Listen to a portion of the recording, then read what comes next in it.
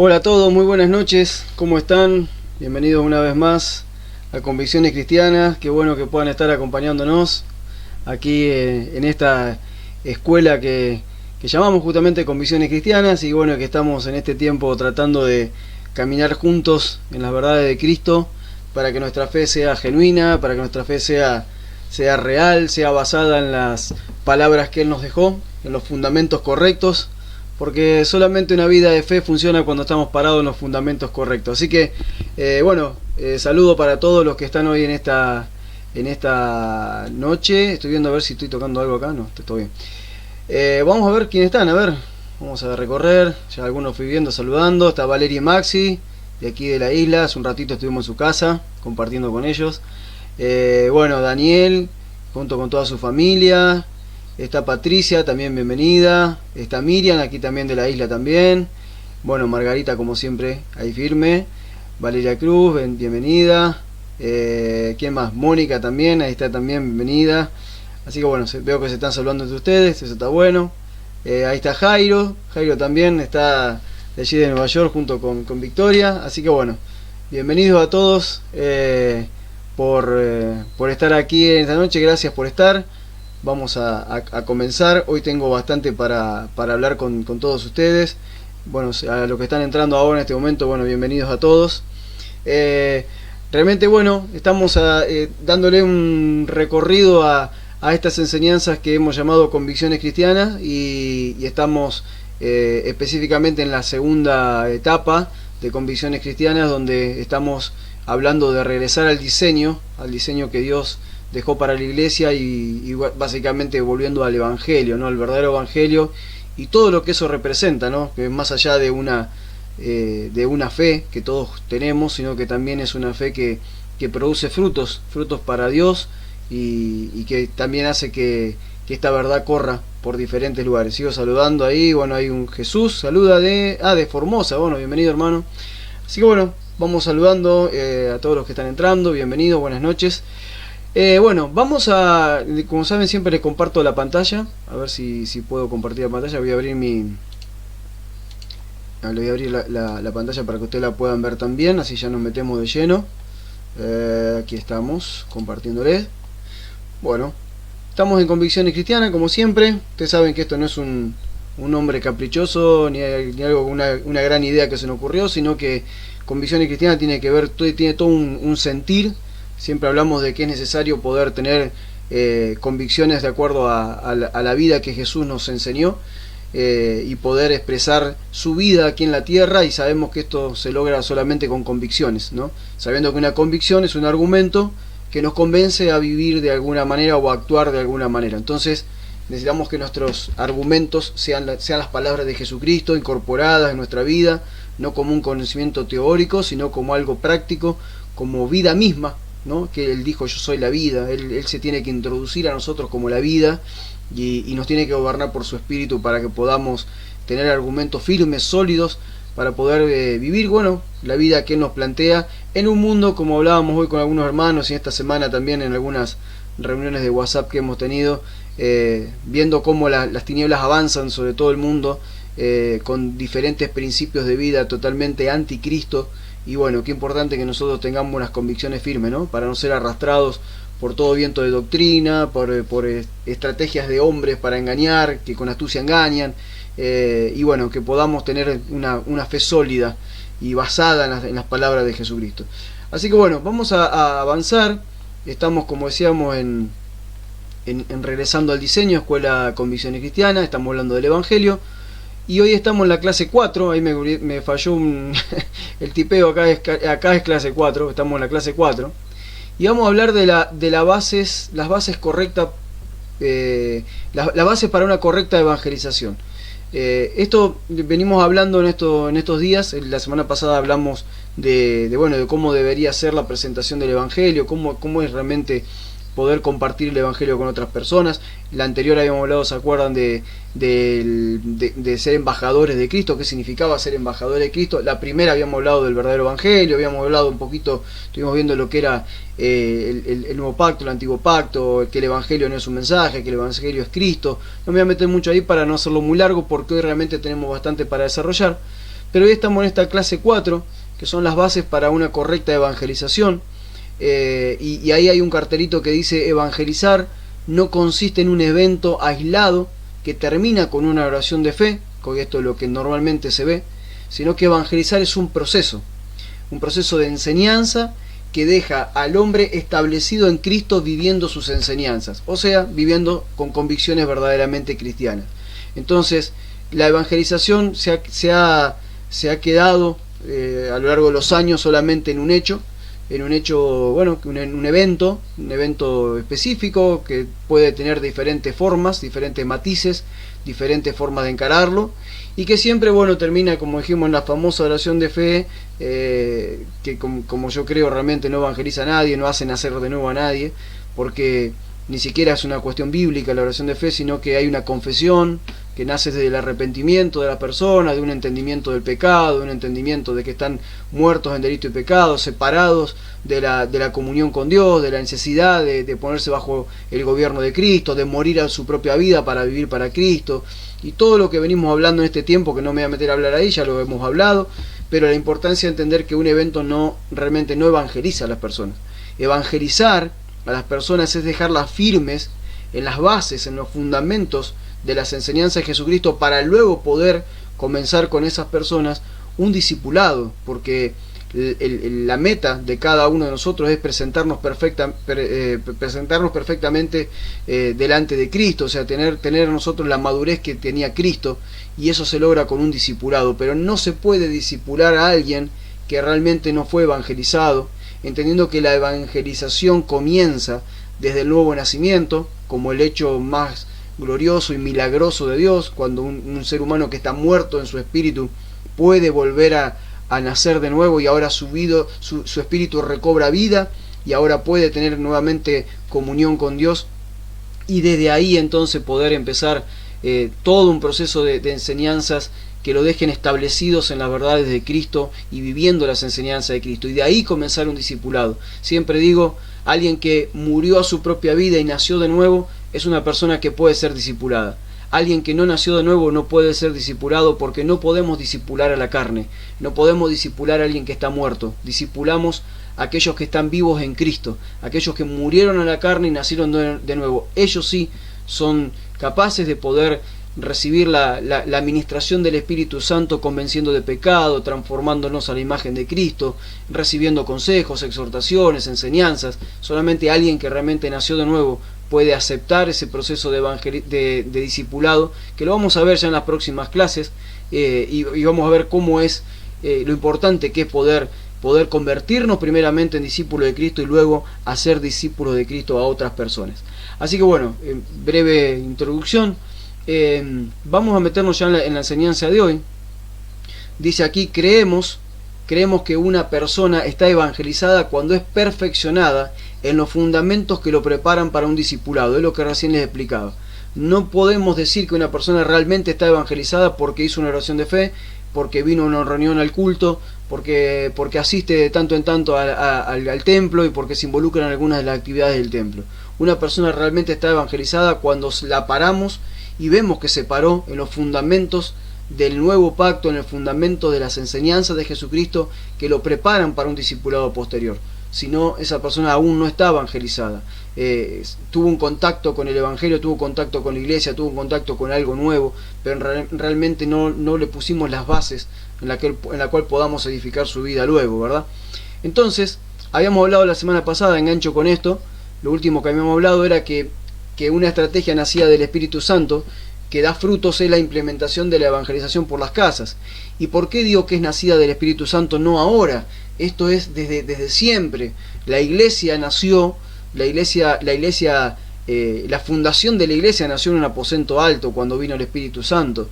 Desde ese aposento alto donde había 120 reunidos y llegó el Espíritu Santo, comenzó la iglesia. Ese fue el inicio de la iglesia, donde se empezó a manifestar la vida del Espíritu en ellos. Y bueno, obviamente comenzaron las predicaciones públicas y demás, pero luego la vida de la iglesia pasaba por las casas, y en las casas era donde se donde se hacía todo el proceso de evangelización de las personas, donde se discipulaba a las personas, donde se tenía comunión unos con otros, como vimos el otro día, como pudimos compartir el domingo, el partimiento del pan, la celebración de la cena del Señor, y tantas cosas. Todo pasaba en el ambiente de las casas, pero siempre se inicia con el proceso de evangelización.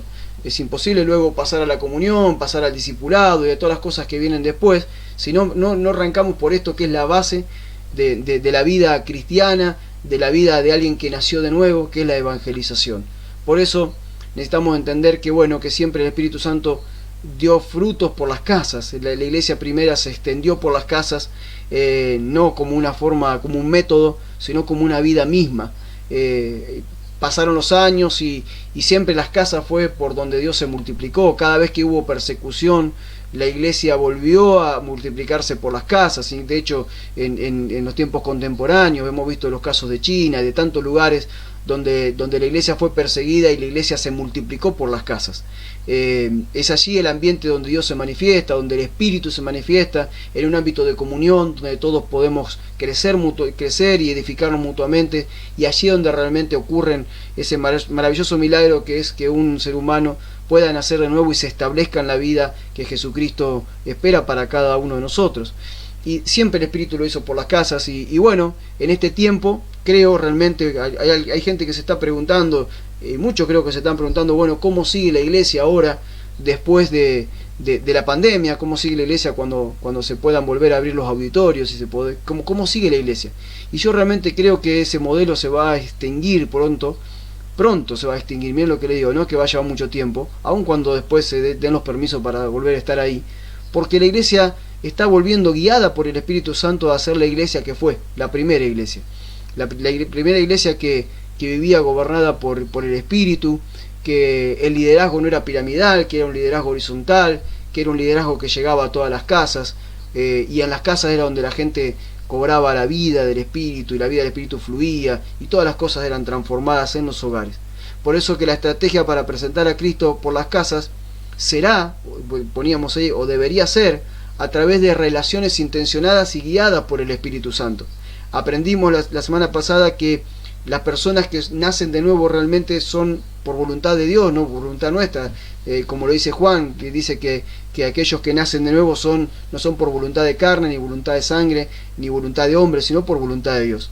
Entonces necesitamos ser guiados por el Espíritu Santo a encontrar esas personas que Dios ya tiene preparadas para ser introducidas al reino de Dios, para ser introducidas a Cristo y para ser introducidas a la iglesia como persona, no como edificio ni institución.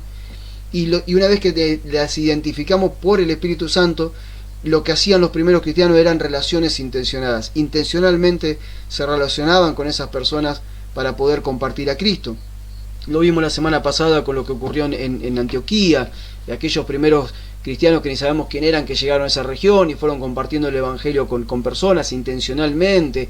Lo vemos en Pablo, muchas veces Pablo llegando a una ciudad intencionalmente relacionándose con algunas personas específicas a través de las cuales el Evangelio iba a comenzar luego la multiplicación de los nuevos nacimientos y de los discípulos.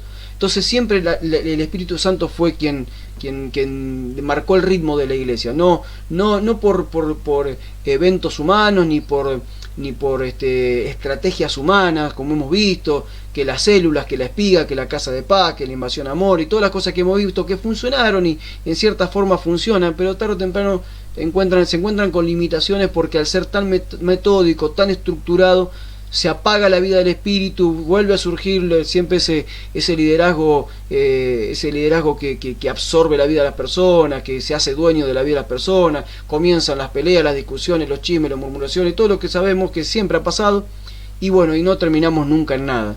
Debemos volver a la vida del Espíritu, debemos volver a lo que realmente fue la evangelización por las casas.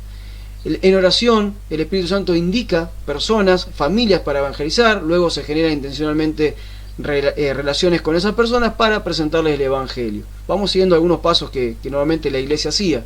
Una vez identificadas estas personas por medio de la guía del Espíritu Santo, se comienza una tarea evangelística, preferentemente en su casa. Obviamente hay gente que no te puede recibir en su casa porque de repente convive con otra persona que no quiere que nadie vaya a su casa. Siempre hay ambientes íntimos donde uno se puede juntar, tal vez son públicos, pero a veces se generan como espacios íntimos donde uno puede estar, en una plaza, en un café, no sé, en una comida rápida, en cualquier lugar donde uno pueda tener un tiempo de comunión. Una vez que nos permite entrar en su casa o participar en estos espacios, podemos presentar el Evangelio como lo describimos en la clase anterior, la clase 3. Luego del primer día que la persona escucha el Evangelio, estoy aquí, se lo resalto, y acepta el señorío de Cristo en su vida, se debería llevar a cabo el trabajo de poner los fundamentos de la obra de Cristo en la cruz y la resurrección, el nuevo nacimiento, la reconciliación, el señorío de Cristo, la vida en el Espíritu, el propósito eterno, la iglesia como cuerpo de Cristo y el bautismo. Todo esto a modo de dejar establecida una base sólida para cuando se continúe el trabajo discipulado con los integrantes de esa casa. Entonces, acabo de nombrar 8 pilares, 8 fundamentos, 8 bases, que si realmente las compartimos bien, con la gracia del Espíritu Santo, con la sabiduría de Dios, sin ser demasiado metódicos, siendo lo más sencillo posible, nosotros podemos dejar a esas personas que han nacido de nuevo, establecidas realmente en el Evangelio de Jesucristo, porque todo esto que estoy diciendo son las bases del Evangelio de Jesucristo. Entonces, si nosotros trabajamos con estos principios de vida cristiana, vamos a generar convicciones cristianas en la gente muy sólidas, y luego de ahí vamos a poder disipularla para que se vaya formando la imagen de Cristo en cada una de ellas. Por eso que bueno, es importante, ahora hoy vamos a ver justamente estas 8 clases. No la vamos a ver como clase, no voy a desarrollar todo lo que ya está desarrollado. Ustedes, hay algunas personas que hoy están presentes aquí, que ya han hecho estos 8 clases. Nosotros le fuimos pasando el material, un material por semana. Nos han hecho la devolución, yo le hacía preguntas, nos respondían, yo después hice unos pequeños videos para ir enseñando cada una de ellas.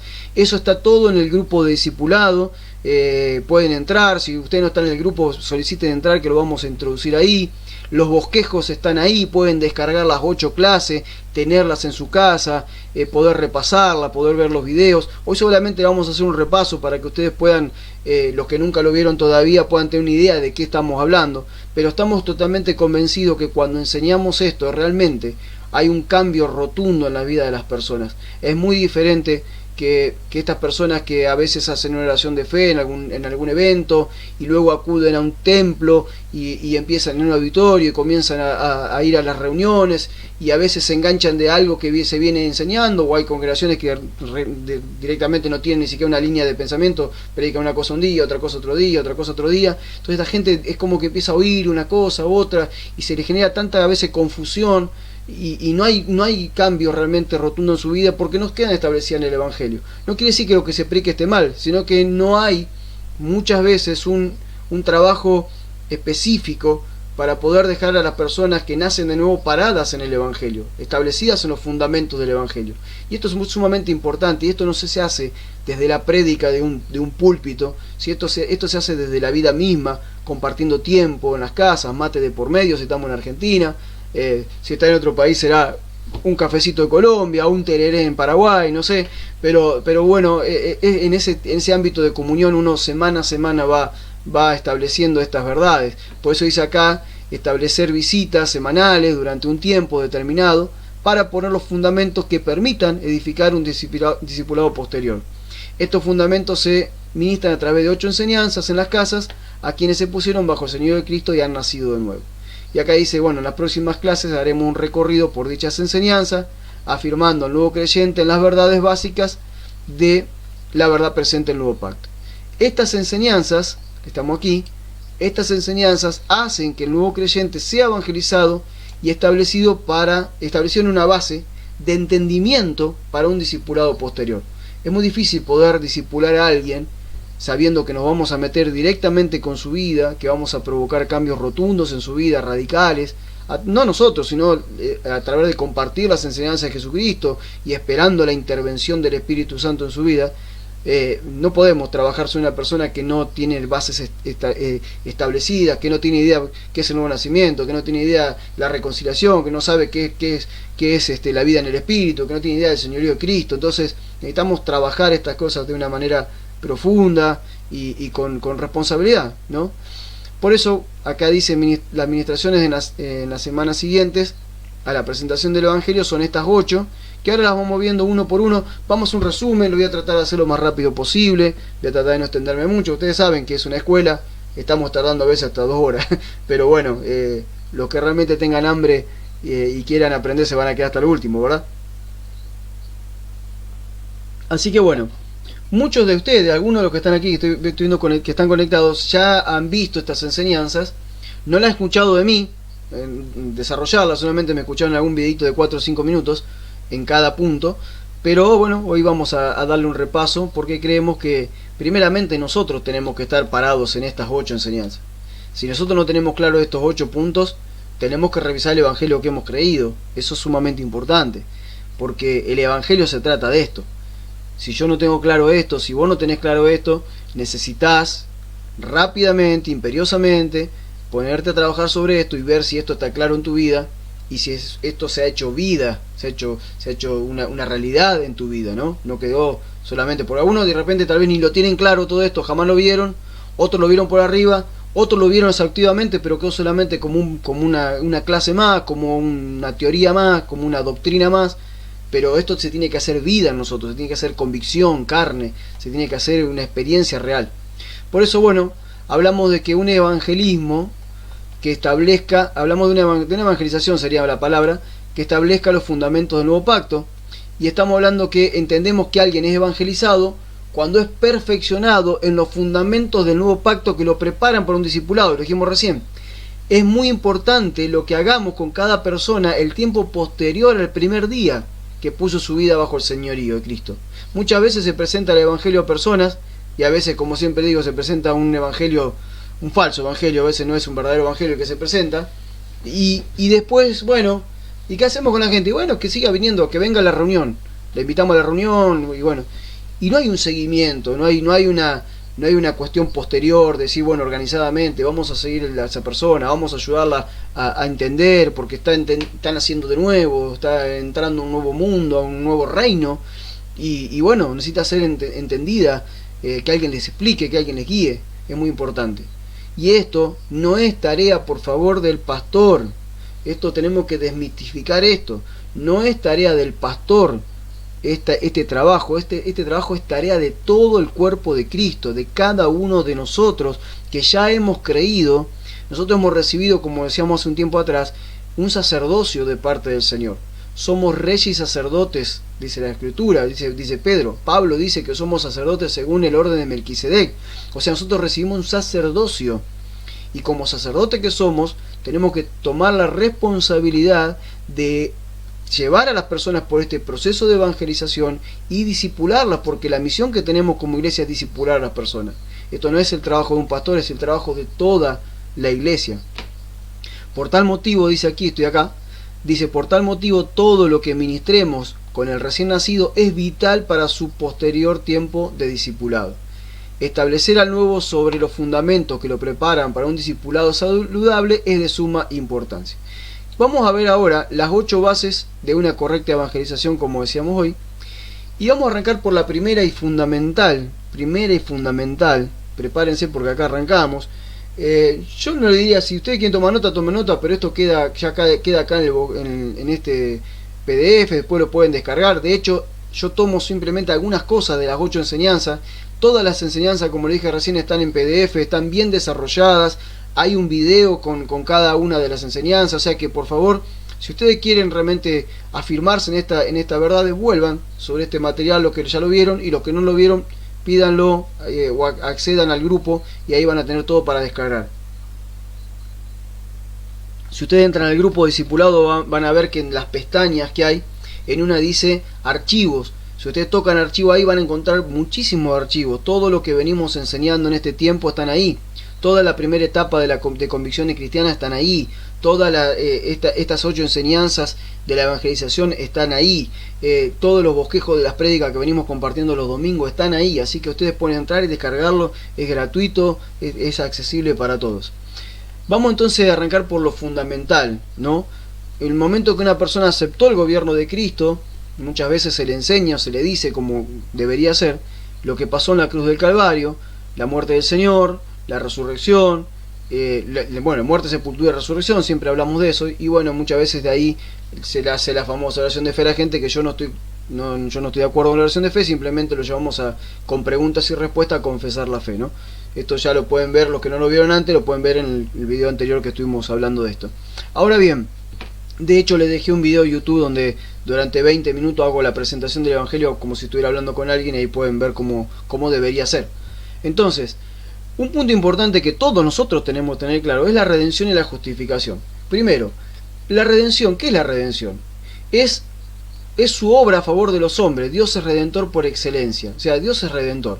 La idea principal de redención es soltar o liberar, ¿sí? Redención significa soltar o liberar a alguien que está en esclavitud. Si alguien que está esclavo, redimir, ¿sí? Significa soltar a alguien que está esclavo, ¿sí? Soltarlo, liberarlo. Por eso que nosotros entendemos que de qué éramos nosotros esclavos. Éramos esclavos del pecado. Dice aquí, el pecado mantiene al hombre en servidumbre, y por lo tanto la salvación incluye liberarlo de esa esclavitud. En Cristo Dios pagó el precio completo por la redención del género humano, o sea, por todos. Y en Colosenses 1.13 ustedes pueden leer que la escritura dice que Dios nos trasladó de la potestad de las tinieblas al reino de su Hijo amado, en quien tenemos redención por su sangre. Redención, perdón de pecados por su sangre. O sea, la sangre de Jesucristo fue el precio que todos nosotros, el precio que Dios tuvo que pagar para liberarnos a nosotros del pecado. Por eso cuando nosotros accedemos a la cruz, a la verdad de la cruz, y creemos en el sacrificio de Jesucristo, estamos entendiendo que esa sangre derramada en la cruz fue el precio que Dios pagó por nosotros para liberarnos de la esclavitud en la que estábamos, que éramos esclavos del pecado bajo la potestad de las tinieblas. Por eso acá le leo algunas cosas. Dice, el pecado, por ejemplo, ¿qué decía Jesús?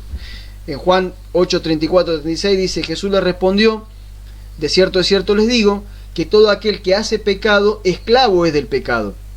El pecado no queda y el esclavo no queda en la casa para siempre, el Hijo sí queda para siempre. Así que si el Hijo los libertare, serán verdaderamente libres, ¿no? Entonces, fíjense que acá Jesús nos dice, todo aquel que comete pecados es esclavo de los pecados. No está hablando de los pecados. Siempre hago esta aclaración. Una cosa son los pecados y otra cosa es el pecado. El pecado es la causa de los pecados. El pecado es la raíz de ese árbol que después da frutos que son pecados. Entonces, ¿qué es el pecado? El pecado, bueno, el pecado original, el primer pecado que el hombre comete es la desobediencia a Dios, o sea, desobedece a Dios. Entonces, todo ser humano, toda la raza humana está bajo esclavitud. ¿Por qué? Porque el pecado que todo ser humano tiene no son las manifestaciones de ese pecado. No es porque, bueno, esta persona es violenta, aquel es violador, aquel otro es borracho, este es adicto, aquella otra persona es pedante, aquella otra persona es atea. No son las manifestaciones del pecado. Todo lo que provoca eso es el pecado, y el pecado es una humanidad que decidió gobernarse a sí misma y dejar de lado el gobierno de Dios. Una sociedad, una humanidad que prefiere que el rey de su vida sea su yo y no Dios mismo. Entonces vive en desobediencia a Dios, hace lo que quiere, hace su propia voluntad, no la voluntad de Dios.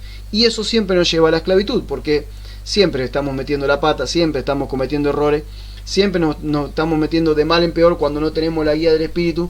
Cuando uno no nació nuevo, recuerden cuando ustedes todavía no habían nacido nuevo, la de problemas que tenía, se metían en problemas todos los días, éramos esclavos del pecado.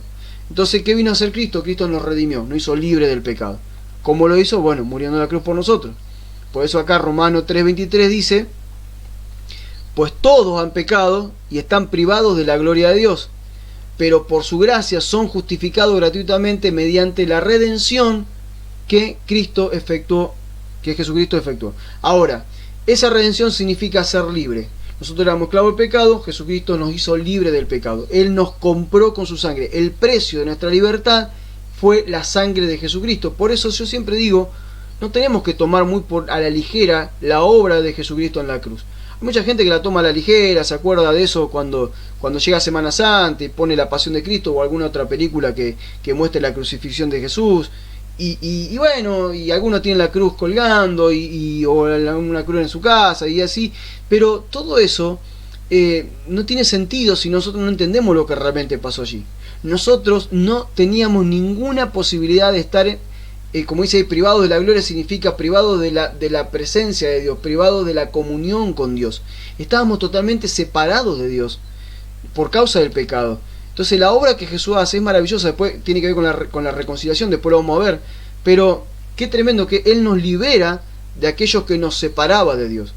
Él se mete en medio de Dios y nosotros, y Él dice, yo voy a morir por ellos y voy a arrancar ese pecado y los voy a presentar delante tuyo como santos, como justificados. Y esto es maravilloso, la obra de Cristo en la cruz es tremenda. En otro momento siempre doy un ejemplo, pero bueno, no quiero meterme ahí porque nos va a llevar mucho tiempo. Justificación, o sea, la redención nos lleva a la justificación. Por eso fíjense que recién leíamos en Romanos, dice, pero por su gracia, que es su favor, el favor infinito de Dios sobre nosotros, el favor inmerecido de Dios significa la gracia, dice, por su gracia, su favor inmerecido, somos justificados gratuitamente, sin tener que pagar nada, mediante la redención que Cristo efectuó.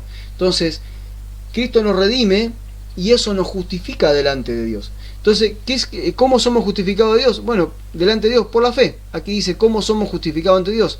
Por la fe en el Evangelio de Jesucristo. Y aquí dice, a la verdad no me avergüenzo del Evangelio, pues es poder de Dios para la salvación de todos los que creen, de los judíos primeramente, pero también de los gentiles, o sea, somos todos nosotros. De hecho, en el Evangelio se revela la justicia que proviene de Dios, por la cual es por fe del principio al fin, como está escrito, el justo por la fe vivirá.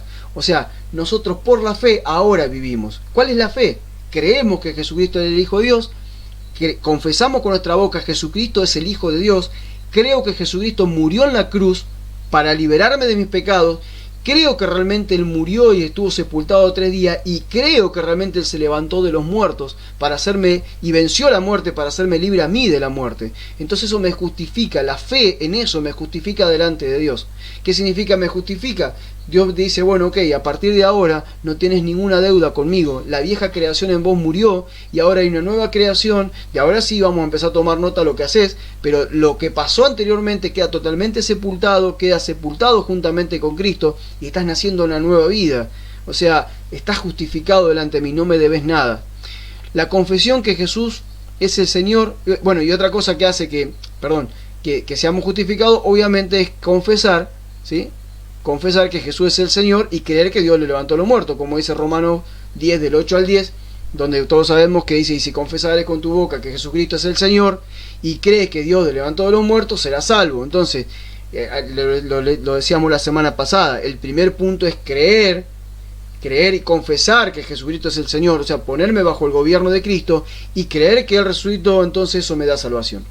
Muy bien, hasta acá la primera base, una de las 8 bases que tenemos que primero tener clara nuestra vida y impartir esta vida, esta verdad en la vida de las personas, que la gente tenga claro que es pecadora, que la gente tenga claro que vive pecando delante de Dios, que vive gobernada por el pecado y que necesita ser libre del pecado, y que no hay ningún esfuerzo humano, no hay nada bueno que el hombre pueda hacer para ser justificado delante de Dios. Hay mucha gente que vos le preguntás, bueno, ¿cómo te ves delante de Dios? Yo creo que soy una persona buena, no le hago mal a nadie, trabajo, no me meto con nadie, hago esto o aquello, y mucha gente se justifica por obras buenas, y en realidad no hay ninguna obra buena que pueda tapar el pecado que hay en vos y que hay en mí, que es cuando nosotros desobedecemos a Dios. Todos los seres humanos, por más que hagan cosas buenas, si desobedecen a Dios, están separados de Dios. No vale las obras buenas, por obras no nos salvamos por fe. Nos salvamos por creer que Jesucristo es nuestro intermediario y Él pagó el precio por nosotros. Esto lo tenemos que tener sumamente claro. Vamos a la segunda base. La segunda base que tenemos que poner en la vida de las personas, primeramente en nosotros, es el nuevo nacimiento.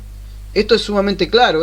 Mucha gente busca a Dios por los milagros. Busca a Dios, lo busca a Cristo para que, bueno, lo sane de una enfermedad, le restaure el matrimonio, le restaure la economía, lo saque de alguna situación emocional difícil que viene arrastrando de años, lo libere de una depresión, lo libere de alguna cuestión demoníaca y tantas cosas que la gente por la cual busca a Cristo.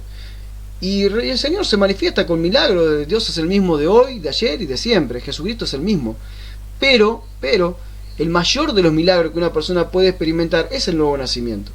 Porque si una persona no nace de nuevo, siempre digo, podemos orar por una persona que tiene cáncer y podemos ver inmediatamente la sanidad del Señor. De hecho, yo lo he visto en persona.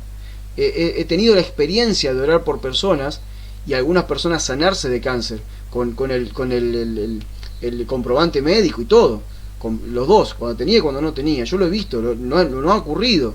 He visto milagros tremendos, he visto señales. Una vez visitamos las casas y una señora tenía aquí en su vientre como una pelota, tenía como una hernia, no sé qué era, como un quíster tenía acá en su vientre, y oramos e inmediatamente eso desapareció. O sea, hemos visto cosas maravillosas de parte de Dios, pero ¿de qué les sirve a esas personas recibir un milagro si no van a aceptar el gobierno de Cristo y no van a nacer de nuevo? ¿De qué les sirve porque mañana tal vez mueran?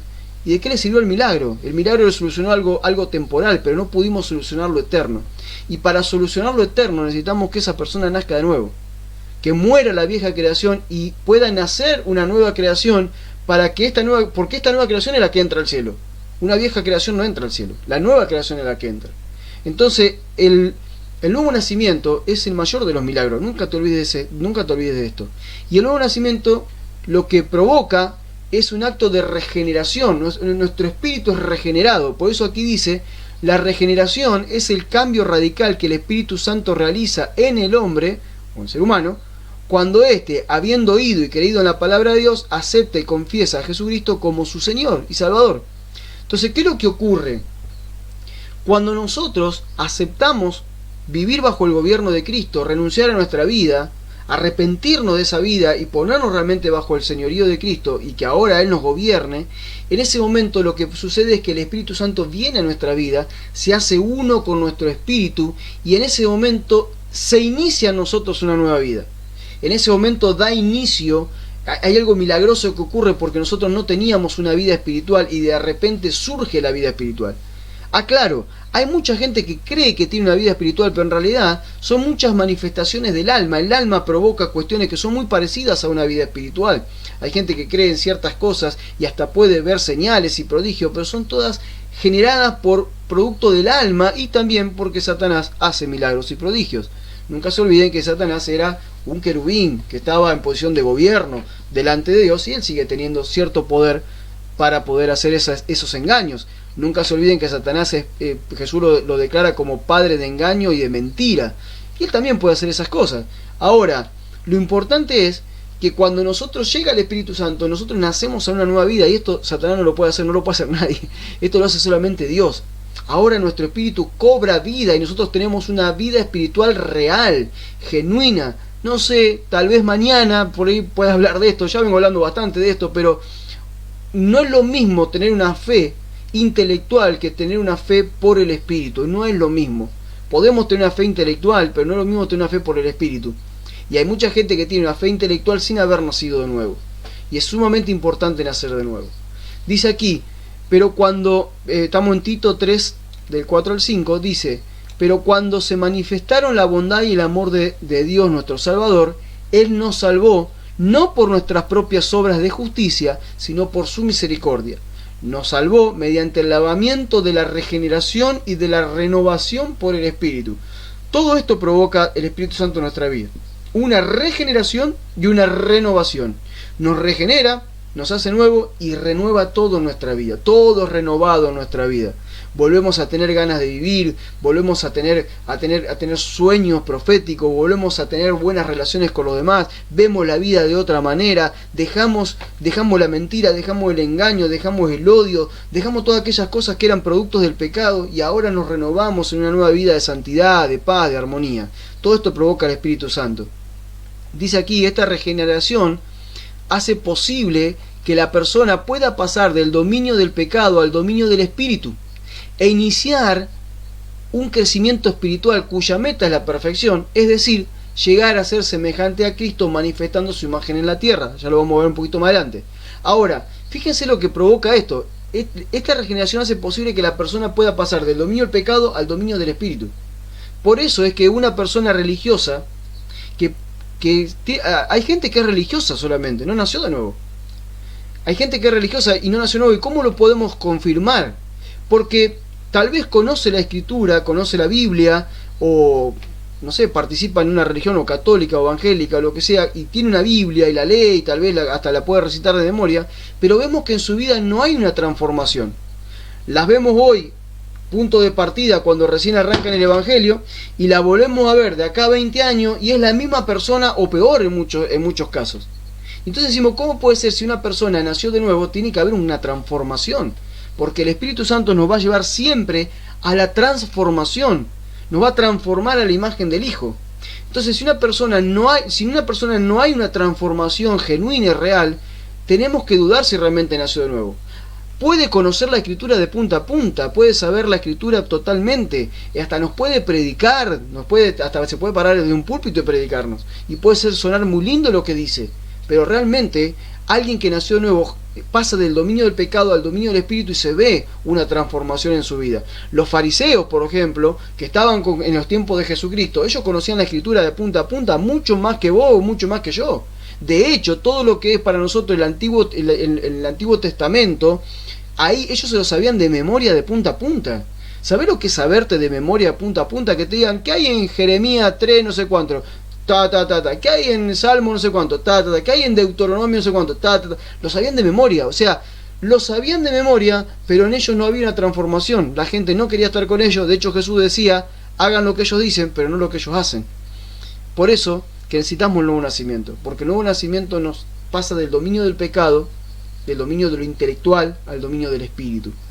Romanos 8, 29 al 30 dice, porque a los que conoció de antemano, también los predestinó para ser transformados a la imagen del Hijo, para que sea el primogénito entre muchos hermanos. A los que predestinó también los llamó, a los que llamó también los justificó, y a los que justificó también los glorificó. O sea, hay una predestinación para todos nosotros. Antes que todo fuera creado, Dios ya sabía el día que te iba a llamar, sabía el día que vos ibas a aceptar el gobierno de su Hijo, que te ibas a poner bajo su gobierno, sabía que ibas a nacer de nuevo, pero todo eso no era para que ahora te vaya lindo aquí en la vida, que de hecho te va a ir lindo, te tendría que ir bien. Si Dios quiere que padezca, vas a padecer, porque todo tiene con su plan, pero dentro de su plan está, no que nos vaya excelente y maravilloso acá en esta vida, sino que nosotros ahora podamos ser transformados a la imagen del Hijo, ¿sí? Que nosotros podamos mostrar la imagen del Hijo acá en la tierra, que seamos transformados, que podamos ser fieles representantes de Jesucristo en la tierra. Ahora, ¿cómo lo hizo? Dice, primero nos predestinó, hubo un momento que nos llamó, y dice, y cuando nos llamó, ¿qué hizo? Nos justificó, que es lo que vimos recién, nos puso en paz con Él, y dice, a los que justificó también los glorificó. ¿Y qué significa los glorificó? Los glorificó significa puso su vida en ellos, puso su gloria en ellos, puso el Espíritu Santo en su interior.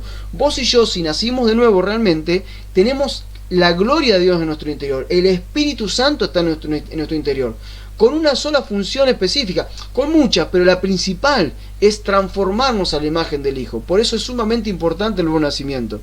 Y acá lo resalto, dice, el Señor habla del nuevo nacimiento como una condición indispensable, no solo para ver y comprender el reino de Dios, sino para entrar y permanecer en él. Ustedes recuerdan cuando Jesús habla con Nicodemo, un religioso de la época, principal de la sinagoga, un hombre muy entendido en la escritura, y que Jesús le dice, no entendés nada, Nicodemo, necesitas nacer de nuevo. Necesitas nacer de nuevo, porque si no nacés de nuevo no podés ver el reino, no podés entrar al reino. Y nosotros entendemos, y vuelvo a repetir esto cuando hablé del Evangelio, clases atrás, cuando arrancamos con Visión Cristiana, cuando hablé del reino de Dios, que Jesucristo, el mensaje de Jesucristo, no fue traigo una nueva religión sobre la tierra, vamos a quitar el judaísmo, vamos a poner otra, vamos a hacer la iglesia católica, vamos a hacer la iglesia evangélica, vamos a hacer... No, ese no fue el mensaje de Cristo. El mensaje de Cristo fue el reino de Dios. Arrepiéntanse porque el reino de Dios se ha acercado. ¿Cómo debemos orar? ¿Cómo debemos hablar con el Padre? Padre nuestro que estás en los cielos, santificado sea tu nombre, venga a nosotros tu reino y hágase tu voluntad, no la nuestra, la tuya. Entonces siempre el mensaje de Cristo fue, viene un reino, ese reino es el reino de Dios, no es de la tierra, y te quiere gobernar para que vos hagas su voluntad y no la tuya. Entonces no podemos nosotros entrar al reino, que significa entrar al gobierno de Dios, y permanecer en ese reino y poder obedecer a ese reino si no hay un nuevo nacimiento. Porque no se puede obedecer las enseñanzas de Jesucristo sin tener al Espíritu Santo en nuestro interior. Es imposible. No hay chance para un ser humano querer vivir la vida que Cristo vivió sin el Espíritu Santo. Y el Espíritu Santo no está en las personas que no nacieron de nuevo. Está solamente en aquellas que reconocieron el señorío de Cristo, se pusieron bajo ese gobierno, y entonces entonces el Espíritu vino y se hizo uno con cada uno de ellos. Entonces dice aquí que la figura del segundo nacimiento da a entender que el cambio debe ser tan radical que en la práctica sea un nuevo nacimiento. La idea de que el hombre está muerto en pecado, pero que en el Espíritu nace y vive, es manifestada por Jesús muchas veces. Y acá le pongo una de tantas que puse en el estudio, pero una, Jesús le dice: ciertamente les aseguro que el que oye mi palabra y crea al que me envió, tiene vida eterna y no será juzgado, sino que ha pasado de muerte a vida. Fíjense qué tremendo. El que oye mi palabra y cree al que me envió, o sea, cree que oye mi palabra. ¿Cuál es su palabra? El reino de Dios ha acercado. Y creo que el que me envió es el que viene, el que quiere gobernar sobre mi vida. Entonces tengo vida eterna, no voy a ser juzgado. Esto tiene que ver con lo que hablamos recién, redención y justificación. Y dice, ¿por qué? Porque ahora ha pasado de muerte a vida, nuevo nacimiento. O sea, está todo ahí. Lo que pasa es que a veces no nos damos cuenta, pero está todo enganchado, es todo. No son enseñanzas separadas de la de Jesús. Todo es un complemento, todo tiene que ver con algo, que es poder ser transformados a la imagen de Dios y obedecer a Dios en todo. Todo es para eso. Muy bien, hasta acá vamos con las dos bases sumamente importantes. Vamos a la tercera, la reconciliación. Dice aquí, podemos describir la reconciliación como el establecimiento de la amistad del hombre con Dios, pues entre ambos reinaba la enemistad, debido a que el hombre por su pecado se encontraba alejado de Dios. Como vimos anteriormente, esta enemistad se termina en la persona de su Hijo Jesucristo, cuando Dios mismo lo ofrece como ofrenda para la redención del hombre, abriendo, ¿sí?, de esta manera, por la justificación que viene por la fe y la obediencia al Señor de Cristo, un camino de reconciliación.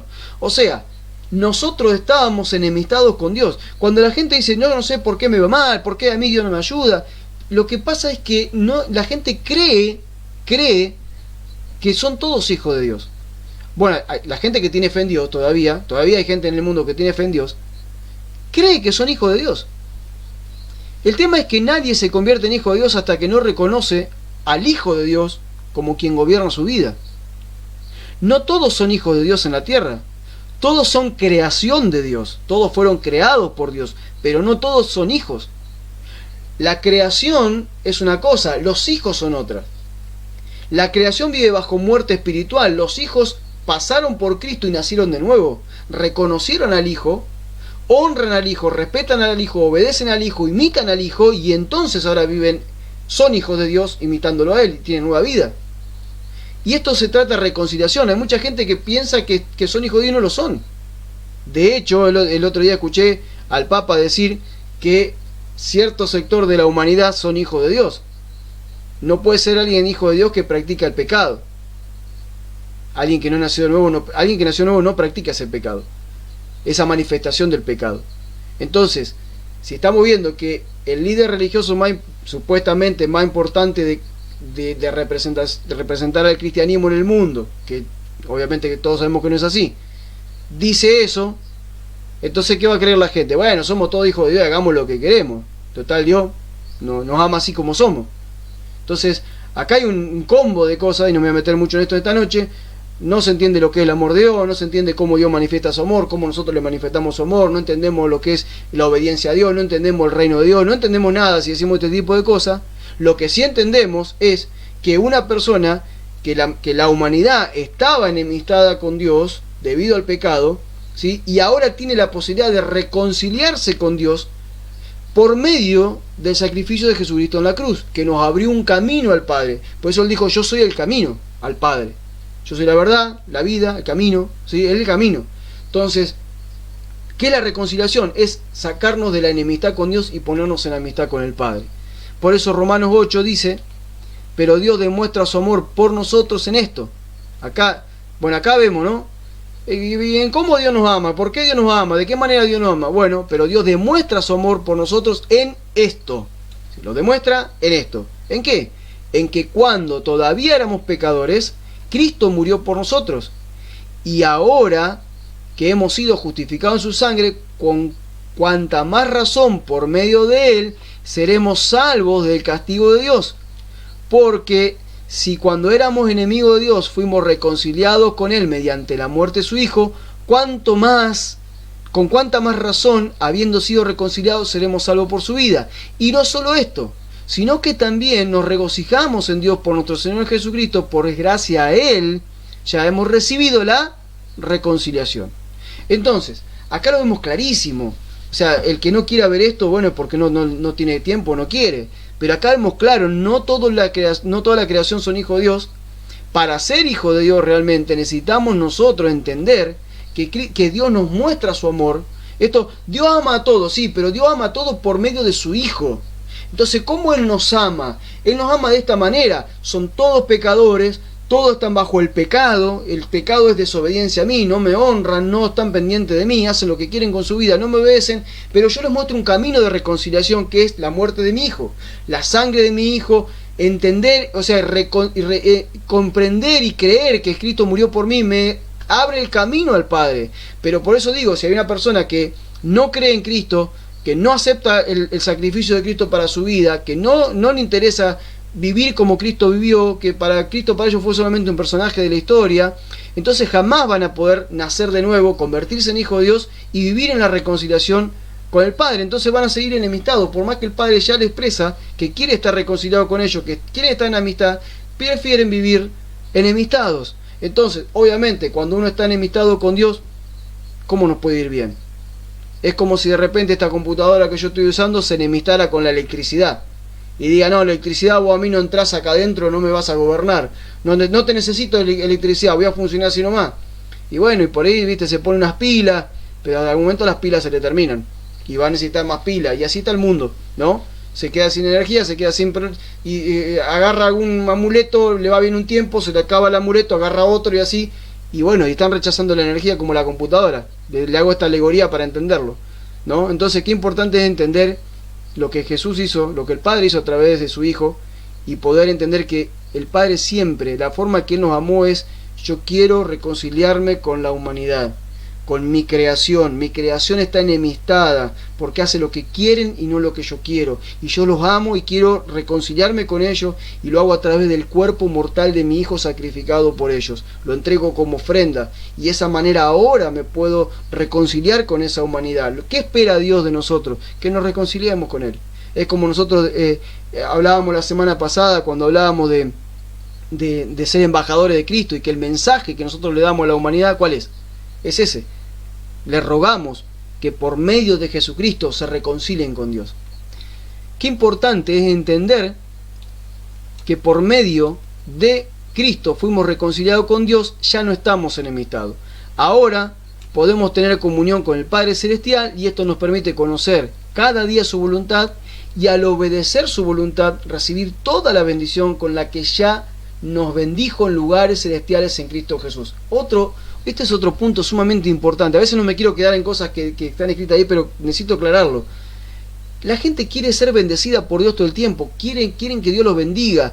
Quieren que Dios los bendiga a través de una oración. Quieren que Dios los bendiga con una estampita. Quieren que Dios los bendiga prendiendo una vela. Quieren que Dios los bendiga haciendo una caminata. Quieren que Dios los bendiga haciendo un ayuno y oración y vigilia. Quieren que Dios los bendiga poniendo dinero para un pacto y esto y aquel otro. El ser humano quiere que Dios lo bendiga, pero no entendemos que la única forma en la que Dios nos puede bendecir es cuando nosotros obedecemos su voluntad. Porque Él está comprometido con su palabra. Él no puede bendecir a la humanidad porque toda la bendición de Dios está para nosotros disponible en Cristo Jesús. ¿Y cómo yo puedo recibir de Cristo Jesús la bendición del Padre? Obedeciéndole al Padre para que pueda honrar al Hijo aquí en la tierra. Dios ya nos bendijo, no es que Dios nos va a bendecir.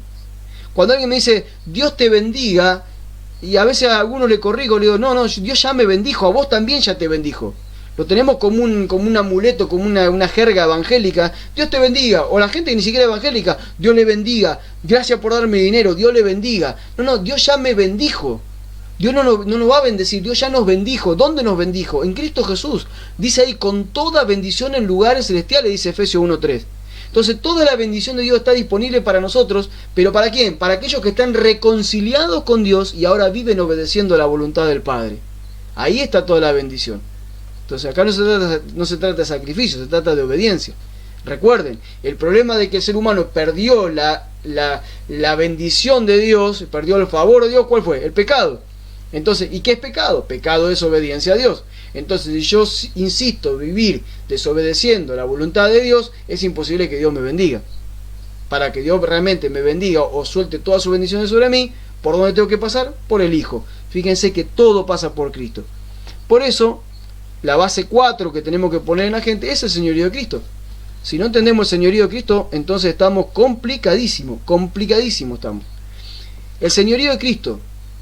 La palabra Señor se traduce en varias voces, hebreas y griegas. Recuerden que la escritura está escrita, valga la redundancia, en hebreo y en griego. Todo el Antiguo Pacto, el Antiguo Testamento está escrito en hebreo. Casi todo el Nuevo Testamento, las cartas de Pablo y demás, están escritas en griego. Entonces, esta palabra, la palabra Señor, que se traduce en voces hebrea y griega, expresa la idea de una persona que merece respeto y que ejerce autoridad. ¿Sí? Cuando yo digo Señor Jesús y todo el otro, Señor Jesús, sí, el Señor, si el Señor quiere, yo no tengo claro qué estoy diciendo, entonces no tiene efecto esa palabra. Es más, es una deshonra a Dios. Cuando yo digo Señor, yo estoy diciendo es aquel que merece el mayor de mis respetos y es aquel quien ejerce autoridad sobre mi vida. Por eso que aquí vemos algunas lenguas, dice en hebreo significaba Adón, que significa Señor, o Adonai, que significa mi Señor. En griego significa Kyrios, o la palabra es Kyrios, que significa Señor, o dueño, ¿sí? En arameo, que también era una palabra que usaba Jesús, también Jesús hablaba en arameo, es la palabra marán, que significa elevado, exaltado, Señor.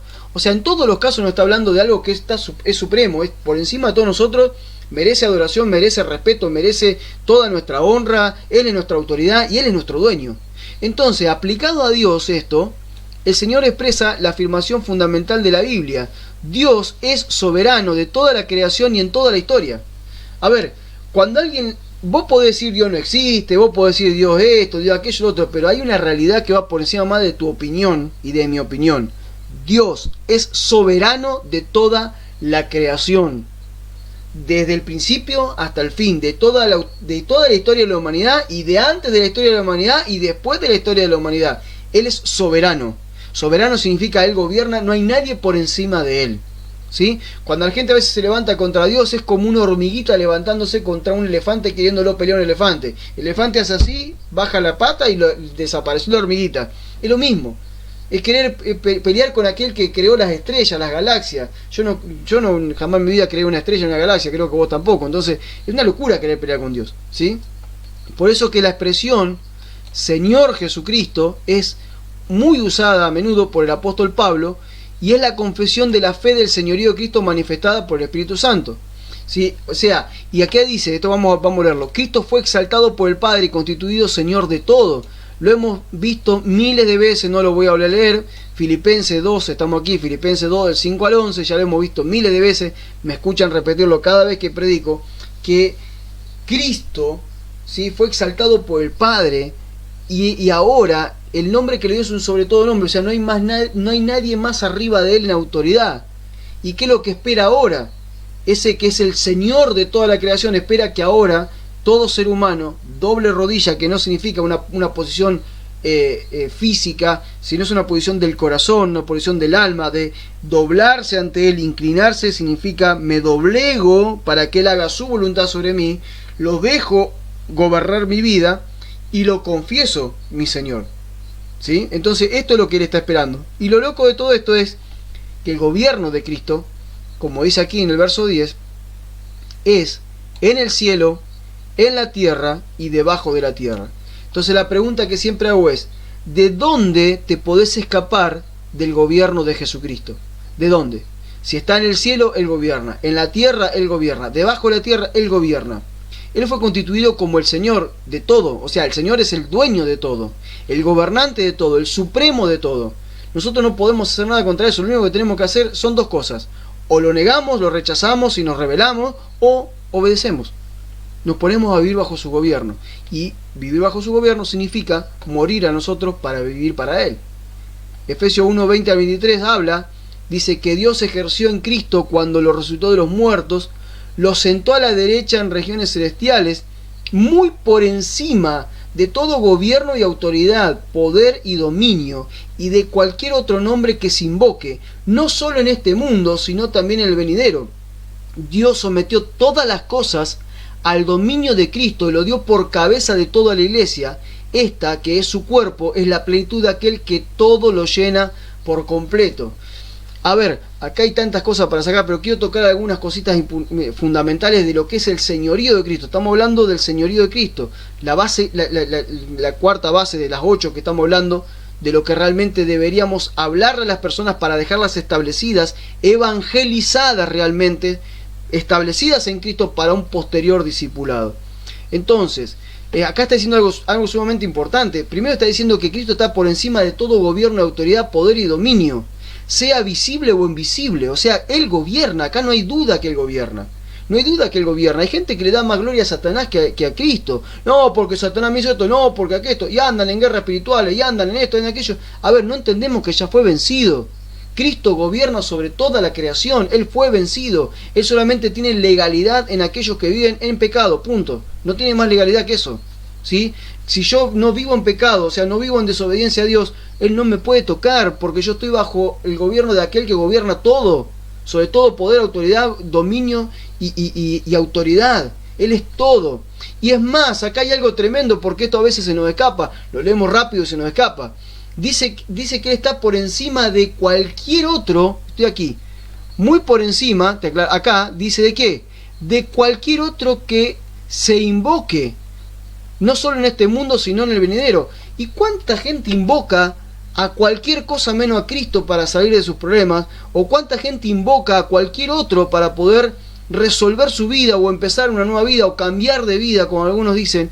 ¿Cuánta gente busca bendiciones invocando cualquier otro? Invocando a santo, invocando a virgen, invocando al gauchito, invocando a personas, invocando a apóstoles, invocándole a pastores famosos, invocando el nombre de no sé quién, buscando, corriendo detrás de la bendición de amuletos que hay en este mundo, pensando que eso le puede dar la solución a sus problemas. Señores, señores, discúlpenme, pero al único que tenemos que invocar es a Jesucristo, porque Él está por encima de todo lo que le dije y de la lista que ustedes quieran agregar. Él está por encima de todo eso. No solo en este mundo, sino en el venidero. O sea que Él gobierna por siempre. Todas las cosas Dios las sometió bajo el gobierno de Cristo. ¿Sí? Entonces nosotros tenemos que tener claro esto. Ya le dije, podemos hablar muchísimo del señorío de Cristo. Esto está todo desarrollado en la clase 4. En otro momento la pueden ver. La pueden descargar, pueden ver el video y demás. Estamos haciendo solamente un repaso. A ver, como vimos, Señor expresa la idea, ese C está de mal. Como vimos, Señor expresa la idea de una persona que merece respeto o ejerce autoridad. Alguien que es soberano en toda la creación y en toda la historia.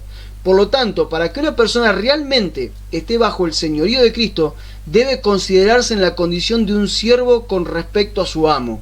O sea, Él es mi amo. Siervo no hablo del siervo con los cuernos, no estoy hablando de un siervo eso, no se imaginen el animal. Siervo hablo de un servidor, de un esclavo, ¿sí? Somos esclavos por amor de Cristo. Decidimos ponernos bajo su gobierno para que Él haga lo que quiera con nosotros. Si Cristo es tu Señor, y está bien resaltado aquí, si Cristo es tu Señor, significa que eres su pertenencia, ya no tienes vida propia, Él gobierna toda tu vida y Él hace contigo lo que Él quiera hacer, porque en realidad fuimos comprados por su sangre. Esto que acabo de decir a la mente religiosa le hace un ruido tremendo, hasta la irrita, ¿sí? Y la pone mal, porque la mente religiosa quiere las bendiciones de Dios, pero no quiere ser gobernada por Dios. La mente religiosa quiere que Dios lo bendiga, pero quiere seguir viviendo en pecado, quiere seguir viviendo en sus placeres, quiere seguir viviendo en sus propósitos, en sus planes personales, quiere seguir viviendo como ellos quieren, y a Dios lo tienen como amuleto para que le dé lo que ellos necesitan para seguir con sus planes, ni siquiera lo de Dios. Entonces, no podemos decirle Señor a Cristo si Él realmente no nos gobierna. Es un insulto, es una deshonra decirle a Cristo Señor cuando Él realmente no nos gobierna. Si Él es nuestro Señor, significa que mi vida le pertenece, soy su pertenencia. ¿Por qué? Porque me compró con su sangre, me redimió como veíamos al principio. Y ahora ya no tengo vida propia. No es lo que yo quiero, no es lo que deseo, no es lo que me parece, es lo que Él quiere. Y en todo debo pedirle autorización, en todo debo pedirle su consejo. Antes de hacer algo yo tengo que orar para tener claro que Dios está queriendo que yo haga eso. Él gobierna toda tu vida y hace contigo lo que quiere hacer. Vamos a la base número 5. Base número 5, que tenemos que poner para una verdadera, correcta evangelización de las personas. Hablar de la vida en el Espíritu, no de Él, en el Espíritu. Porque siempre hablamos de la vida del Espíritu. Oh, sí, porque cayó fuego, sopló el viento, que venga el Espíritu como correntada de río, que nos sacuda todo, que nos revolquemos por el piso, que nos riamos, que hagamos esto, que hagamos aquello. ¡Wow! El Espíritu, los dones del Espíritu. No estamos hablando de eso, señores. No estamos hablando de eso, estamos hablando de una vida en el Espíritu, que es muy diferente. No estamos hablando de las manifestaciones del Espíritu externas, sino estamos hablando de lo que el Espíritu Santo realmente vino a hacer en cada uno de nosotros. Y aquí dice, como hemos descrito en alguna oportunidad, ¿sí? Esto lo vimos ya creo que en la clase 2 o 3, la 3 creo que fue, de la primera etapa de Convicciones Cristianas, como hemos descrito en alguna oportunidad, el hombre consta de 3 partes fundamentales que lo hacen el ser que es. El hombre es alma, cuerpo y espíritu, ¿sí? Eso es lo que Pablo dice, y todo vuestro ser, alma, cuerpo y espíritu sea guardado irreprensiblemente para la venida del Señor Jesucristo. O sea que eso es lo que nosotros somos, alma, cuerpo y espíritu. El hombre sin una vida en comunión con Dios es gobernado por la vida del alma y por el pecado de su cuerpo. Si alguien no nació de nuevo, la parte del espíritu está muerta. Solo vive gobernado por la voluntad del alma, porque en el alma está la voluntad, ¿sí? Y gobernado por el pecado de su cuerpo. Así vive una persona que no nació de nuevo. Por eso que cuando nosotros nacemos de nuevo tenemos que aprender lo que es la vida en el Espíritu. Tenemos que entender que Dios envía, o Cristo nos envía su Espíritu a nuestras vidas con la principal función de convencernos de pecado. Con la principal función de hacernos arrepentir todo el tiempo para que nosotros podamos ir transformándonos a la imagen del Hijo. Envía su Espíritu Santo con funciones específicas, convencernos de pecado, de justicia, no andar en tu justicia sino en la justicia de Dios, convencernos de juicio, que significa saber que el Satanás fue ya juzgado, hacernos saber las cosas que habrán de venir, recordarnos las cosas que Él habló, haciéndonos saber las cosas que el Padre quiere con nuestras vidas, y tantas otras cosas que el Espíritu Santo tiene como función en nosotros. Todo apunta para que nosotros dejemos de vivir bajo la vieja naturaleza y pasemos a vivir bajo la nueva naturaleza que es en Cristo Jesús. Ahora lo vamos a ver. Prácticamente la mayoría de los problemas que hay en la vida de un ser humano son productos de las decisiones tomadas desde la naturaleza adámica que lo gobierna y que se manifiesta como pecado en su cuerpo. Busque entre las prédicas que vengo dando, ya prediqué sobre las 2 naturalezas en algún momento. Hay una prédica, búsquenla, está en YouTube, está en Facebook. Búsquela, se llama la lucha de las 2 naturalezas. Ahí explico todo esto que no me voy a poner a explicar ahora. Pero es importante entender esto. Todos los problemas que tiene el ser humano, sea cristiano o no sea cristiano, nacen de la naturaleza adámica. O sea, nacen de la desobediencia a Dios, de la desobediencia a hacer la voluntad de Dios y de la manifestación del pecado en su cuerpo. Todo nace de ahí. Por eso Efesios 2, del 1 al 5, el apóstol Pablo nos dice lo siguiente. Dice, en otro tiempo ustedes estaban, ¿qué? ¿Cómo estábamos? Estábamos muertos, espiritualmente muertos. ¿En qué? En nuestras transgresiones y pecados, en los cuales andaban conforme a los poderes de este mundo. Satanás nos gobernaba. Se conducían según el que gobierna las tinieblas, Satanás, según el espíritu que ahora ejerce el poder en los que viven en la desobediencia. Acá tenemos el pecado, la desobediencia. En ese tiempo también todos nosotros vivíamos como ellos. impulsados por nuestros deseos pecaminosos. Acá tenemos el pecado del cuerpo. Siguiendo nuestra propia voluntad y nuestros propósitos. Acá tenemos la voluntad del ser humano que está alojada en el alma. Como los demás, éramos por naturaleza objeto de la ira de Dios. O sea, Dios estaba enemistado con nosotros y éramos dignos de castigo por causa de que vivíamos bajo la naturaleza adámica, bajo la naturaleza del pecado. Dice, pero Dios, que es rico en misericordia, por su gran amor por nosotros, ¿qué nos dio? Nos dio vida con Cristo, aun cuando estábamos muertos en pecado, por su gracia ustedes han sido salvados. O sea que Cristo nos dio vida, y esa vida que nos da Cristo se expresa a través de su Espíritu. Su Espíritu es la vida que Él pone en nosotros. Cuando Él dijo, el que crea en mí, de su interior correrán ríos de agua viva, está hablando de la presencia del Espíritu Santo en todos aquellos que aceptan su gobierno. Entonces el Espíritu Santo viene, se hace uno con nuestro espíritu y empieza a transformarnos. Por eso que acá ponemos, le hago un resumen. Tenemos un problema de naturaleza, ese es el problema que tiene todo ser humano. Todo ser humano tiene un problema de naturaleza. El hombre desde su desobediencia en el Edén fue sujeto a una naturaleza llamada naturaleza adámica. ¿Sí? La naturaleza adámica, ¿por qué? La naturaleza que nace de un hombre que desobedece a Dios. Esta naturaleza gobierna al hombre haciendo que éste viva bajo su propia voluntad y no la voluntad de Dios. Esto es lo que provoca la naturaleza adámica, entre otras cosas. Hay muchas cosas más que podemos hablar de esto, pero esto es lo que provoca fundamentalmente la naturaleza adámica. Todo ser humano nace con esta naturaleza. Y a ver, ¿por qué hablamos de naturaleza? Porque la naturaleza gobierna, ¿sí? Todos, a ver, por ejemplo, el perro ¿por qué ladra? Ladra por naturaleza. El gato ¿por qué hace miau? Por naturaleza. ¿Y nosotros por qué cometemos pecado? Por naturaleza. O sea, todo es por naturaleza. La naturaleza gobierna. Entonces, eso está en nuestro interior. Por eso que lo que nosotros necesitamos para poder entrar a vivir en el propósito eterno de Dios, que ahora lo vamos a ver, para poder vivir en el propósito eterno de Dios, nosotros necesitábamos nacer de nuevo, como dije en el punto 2, y de esa manera, ahora con el Espíritu Santo, en nuestro interior, lo que se provoca es un cambio de naturaleza. Ese cambio de naturaleza es fundamental para que nosotros obedezcamos a Dios y cumplamos el propósito eterno, que es reflejar a Dios en la tierra. O sea, manifestar la imagen de Cristo. Dice aquí, necesitábamos un cambio de naturaleza. Para poder vencer esta naturaleza adámica, era necesario un cambio de naturaleza. ¿Por qué? Porque cambiada la naturaleza, cambiado el gobierno. Si tú cambias la naturaleza, cambia el gobierno.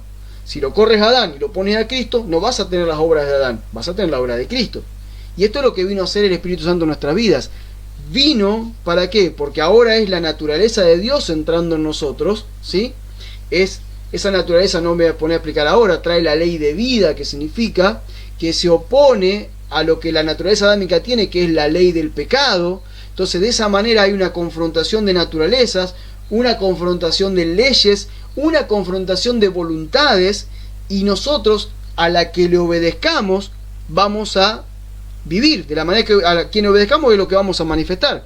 Por eso que en Gálatas 5:16 el apóstol Pablo dice que las obras de la carne se contraponen a la del Espíritu y la del Espíritu se contrapone a la de la carne. ¿Para qué? Para que no haga lo que nosotros queremos hacer.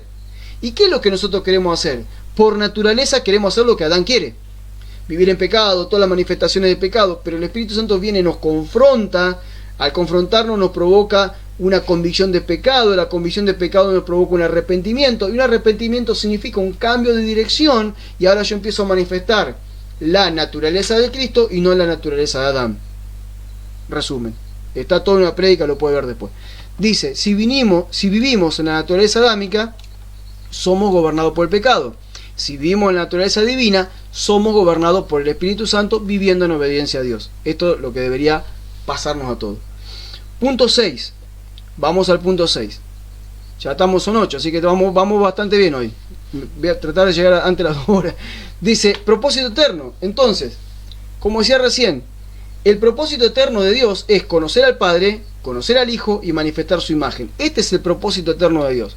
Cuando alguien te diga, no, porque Dios tiene un propósito contigo, vos decirle, sí, gracias por la noticia, pues yo la sabía. El problema es que te cambian la noticia. Dios tiene un propósito contigo, como si Dios tuviera algo especial con vos, que es diferente a lo que tiene conmigo, que es diferente a lo que tiene con el otro. No, hay un solo propósito que es eterno, es que todos conozcamos al Padre, que todos conozcamos al Hijo y que todos manifestemos la imagen del Hijo aquí en la tierra, la imagen de Dios en la tierra. Ese es el propósito que todos tenemos. Esto es lo que dice Romanos 8, 28, 29, ¿sí? Para esto hemos sido predestinados. También lo dice Efesios y también lo dice Hebreo. Para esto hemos sido predestinados, para manifestar la imagen de Dios en la tierra. Este es el propósito eterno.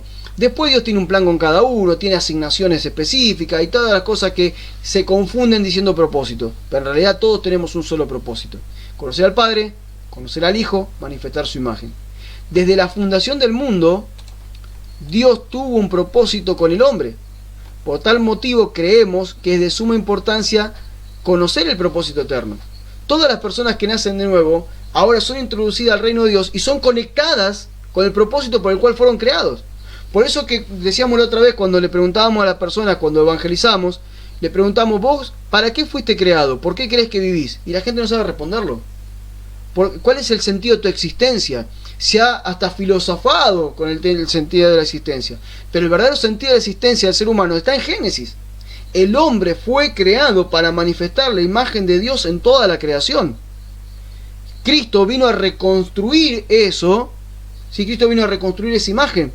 Por eso que cuando el hombre pecó, se perdió la imagen de Dios en la humanidad, ¿sí? Entonces durante miles de años nunca se manifestó de nuevo la imagen de Dios en la humanidad. Entonces vino el Hijo, y el Hijo, que no tuvo pecado, reconstruyó la imagen de Dios en la tierra. Por eso, siempre lo digo, Felipe le dice: Señor, muéstranos al Padre y con eso nos basta. Y Jesús le dice: ¿no te he dicho, Felipe, que si me ves a mí, ves al Padre? O sea, él está ahí reconstruyendo una imagen, manifestando la imagen de Dios en la tierra. Y luego, cuando vemos en Juan 17 la oración que Jesús hace, dice: Padre, te he glorificado en la tierra, porque la obra que me enviaste a hacer la he hecho. Otra versión dice: he terminado la obra que me mandaste a hacer, te he glorificado en la tierra, porque ya terminé lo que me mandaste a hacer. O sea, y ahí no había llegado a la cruz Jesús todavía. Jesús no había sido crucificado. O sea, creemos que Jesús vino para ser crucificado. Jesús vino primeramente para buscar lo que se perdió, para restaurar lo que se había perdido. Y lo que se había perdido en la tierra era un ser humano que manifieste la imagen de Dios obedeciéndole en todo. Entonces él viene a buscar lo que se perdió una imagen. La imagen de ese Adán sin pecado se perdió, y ahora Cristo, que es el segundo Adán, viene a reconstruir una imagen. Por eso dice: Padre, la obra que me mandaste a hacer ya está lista. Le he mostrado a todos que realmente yo soy tu Hijo. He mostrado la imagen de Dios en la tierra. Reconstruir la imagen. Por eso es el segundo Adán. ¿Qué falta ahora? Bueno, ahora vamos a la cruz, porque es necesario morir a la cruz para todo lo que le vengo enseñando hoy. ¿Sí? Entonces, para que los demás puedan ahora ser transformados a la imagen de Dios, necesita que yo muera en la cruz, que los perdone el pecado, que venga el Espíritu Santo, que nazcan de nuevo y que haya un proceso de transformación para que algún día ellos puedan cumplir con el propósito eterno de Dios de dar a conocer a Dios en la tierra. Entonces dice: podemos decir que Dios desde la eternidad está firmemente determinado a alcanzar el objetivo que tiene con el hombre, y este propósito es perpetuo y válido por siempre. O sea, Dios en esto es testarudo, no va a dejar de hacerlo y va a seguir de generación en generación buscando personas que se dejen discipular por el Espíritu Santo en primer lugar, que dejen de vivir en el pecado, que se han transformado en la imagen de Cristo, para que en medio de la sociedad en la que viven, para que en medio de los lugares donde se mueven, puedan manifestar el carácter de Dios en la tierra. No el carácter de un católico, evangélico, testigo de Jehová, mormón, del que se te ocurra, religión de la tierra, sino el verdadero carácter que tenemos que mostrar, que son las convicciones cristianas, los verdaderos argumentos cristianos, la manifestación de la vida cristiana en todo ambiente, en todo lugar. ¿Sí? Entonces, ¿el propósito eterno de Dios cuál es? Conocer a Dios. Es importante prestar atención a las declaraciones que Dios hizo por medio de profetas y por su Hijo Jesucristo en cuanto al propósito eterno. Y acá le pongo 2 o 3 citas. ¿Qué dijo Jeremías? Así dice Jehová: no se alabe el sabio en su sabiduría, ni en su valentía se alabe el valiente, ni el rico se alabe en sus riquezas, mas alabes en esto el que se ha de alabar, o se hubiera de alabar. ¿En qué? En conocerme y en entenderme, que yo soy Jehová, que hago misericordia, juicio y justicia en la tierra, porque estas cosas quiero, dice Dios. O sea, ¿en qué nosotros realmente nos podemos alabar? en qué realmente nosotros nos tenemos que dedicar, es decir, qué bien, estoy avanzando. ¿En qué? En entenderlo y en conocerlo. Porque cuanto yo más lo entiendo y cuanto más lo conozco y más lo experimento, se van a ver esos frutos que se ve abajo. Voy a manifestar misericordia, voy a manifestar el juicio de Dios en la tierra, voy a manifestar su justicia en la tierra. ¿Por qué? Porque estas cosas son las que Dios quiere. Es evidente que lo que más desea Dios es que lo entiendan y lo conozcan, y Jesucristo habla que la vida eterna es justamente eso. Y esta es la vida eterna, que te conozcan a ti, el único Dios verdadero, y a Jesucristo a quien tú has enviado. Entonces, Jesús está diciendo esto. ¿Cuál es la vida eterna para la gente? Que te conozcan a ti, Dios, el único Dios verdadero. ¿Cómo lo conocen? A través de mí, que fui enviado, dice Jesucristo. Si me has visto a mí, has visto al Padre. ¿En qué consiste la vida eterna? ¿En qué consiste el propósito eterno? En que te conozcan a ti. Entonces, ¿cómo la gente te conoce a ti, Padre? Bueno, me enviaste a Jesucristo, a quien tú has enviado, manifiesta la imagen de Dios. ¿Y ahora cómo sigue esta historia? Bueno, ahora nosotros tenemos que manifestar su imagen. Dice en Colosenses 2.2, dice, para que sean consolados sus corazones, unidos en amor, hasta alcanzar toda la riqueza del pleno entendimiento, a fin de conocer el misterio de Dios, el Padre y del Hijo. O sea, esto es un misterio. Dice, el propósito eterno de Dios, que nos quede claro, y repítanlo 20.000 veces hasta que le quede claro, es Dios dándose a conocer por medio de su Hijo, y nosotros ahora manifestando su imagen para que Él sea conocido. El Dios invisible se hizo visible por medio de su Hijo, y ahora el Dios invisible se quiere hacer visible por medio del cuerpo de su Hijo, que es la iglesia. Cada uno de nosotros somos la iglesia. Entonces ahora nosotros tenemos que representar a la cabeza, que es Cristo. La cabeza no es tu pastor, no es tu apóstol, la cabeza es Cristo. Entonces la cabeza es Cristo, vos tenés que representar la imagen de la cabeza que es Cristo, no la imagen de un hombre, de un ministerio, de un instituto, no, la imagen de la cabeza que es Cristo. Porque el propósito es manifestar la imagen de la cabeza. Entonces Dios se dio a conocer a través del Hijo, el Hijo se da a conocer a través de la iglesia. La iglesia somos cada uno de nosotros. Por eso que ahora, el punto 7, en el cual tenemos que también establecer a los nacidos de nuevo, es en el misterio de Cristo, que es la iglesia. Vamos a hablar punto 7, la séptima base que tenemos que poner. Su cuerpo, el misterio de Cristo, su cuerpo, la iglesia. ¿Qué es la iglesia? Porque siempre tenemos tanto rollo con la iglesia. ¿Qué es la iglesia? Hemos encapsulado a la iglesia o rotulado a la iglesia como católica, evangélica, esto, aquello, lo otro, denominaciones. De hecho es tremendo. A veces a mí me causa tanta tristeza. Hay lugares donde de repente uno va y va encontrando las marquesinas de los distintos auditorios. El león de Judá, la generación guerrera del no sé cuánto, el no sé cuánto del otro coso, el otro coso de este coso, y todos diferentes nombres, y ninguno de esos nombres dice la iglesia. No dice la iglesia, dice algún nombre raro que le ponen ahí. Y acuérdense, ¿no? que Dios dijo, no usen mi nombre en vano, ¿no? Es importante. Entonces, vemos tantas manifestaciones de lo que supuestamente es la iglesia, pero lo que vemos son nombres que los hombres le ponen a la iglesia. La iglesia es la iglesia. ¿Qué es la iglesia? El cuerpo de Cristo. Eso es la iglesia. No tiene nombre, es el cuerpo de Cristo, es la iglesia. La iglesia es la asamblea de los santos, significa. ¿Sí? Eso significa iglesia. La asamblea de los santos, la reunión de los santos, eso es iglesia. Entonces, el apóstol Pablo enseña que el misterio de Cristo es la iglesia, y lo representa como un cuerpo que está unido a él, que está unido a quien es la cabeza de ese cuerpo, que es Cristo, obviamente, ¿no? Es una importancia que se revele a nuestras vidas la iglesia como el cuerpo de Cristo. Y a ver, déjenme decirles algo, recordarles algo. Esto es un misterio. Por eso es que mucha gente ve la iglesia como una institución, como una organización, le ponen rótulos. La iglesia no es eso. La iglesia es un misterio. La iglesia no es una institución. La iglesia no es una organización. La iglesia no es una red apostólica o profética o esto, aquello. La iglesia no es eso. La iglesia es el cuerpo de Cristo y punto. Pero para poder ver el cuerpo de Cristo yo tengo que tener la revelación de Cristo en primer lugar, y luego la iglesia como la manifestación de Cristo en la tierra. Por eso es que tenemos que, aclaro aquí, recordemos que cuando Dios nos mira, nos ve solo en dos posiciones, en Cristo o fuera de Cristo. Recuerden que siempre lo digo. Dios reconcilió todas las cosas que estaban enemistadas con él. ¿En quién? En el cuerpo de su Hijo mortal. Por eso que el apóstol Pablo habla miles de veces en sus cartas: en Cristo, en Cristo, en Cristo, estamos en Cristo, la bendición en Cristo, la paz en Cristo, el amor en Cristo, todo es en Cristo, en Cristo, en Cristo. Porque el Padre reconcilió todas las cosas en Cristo. Entonces, Él ve a la humanidad en dos posiciones: o estás en Cristo o estás fuera de Él. ¿Estás en Cristo o estás fuera de Él? Dijimos que la condición básica para estar o no estar es aceptar su gobierno, es aceptar su señorío, es aceptar su voluntad, ¿sí? Esto es estar o no estar. Ahora, si entendemos, dice aquí, entendiendo que debemos permanecer en Cristo, es entonces muy importante conocer a su cuerpo, que es la iglesia, ya que Cristo y su iglesia son uno. Si yo estoy en Cristo, entonces estoy en la iglesia también, porque Cristo y la iglesia son uno. En Juan 17 él ora y le dice: Padre, así como tú y yo somos uno, que ellos sean uno entre sí y también sean uno con nosotros.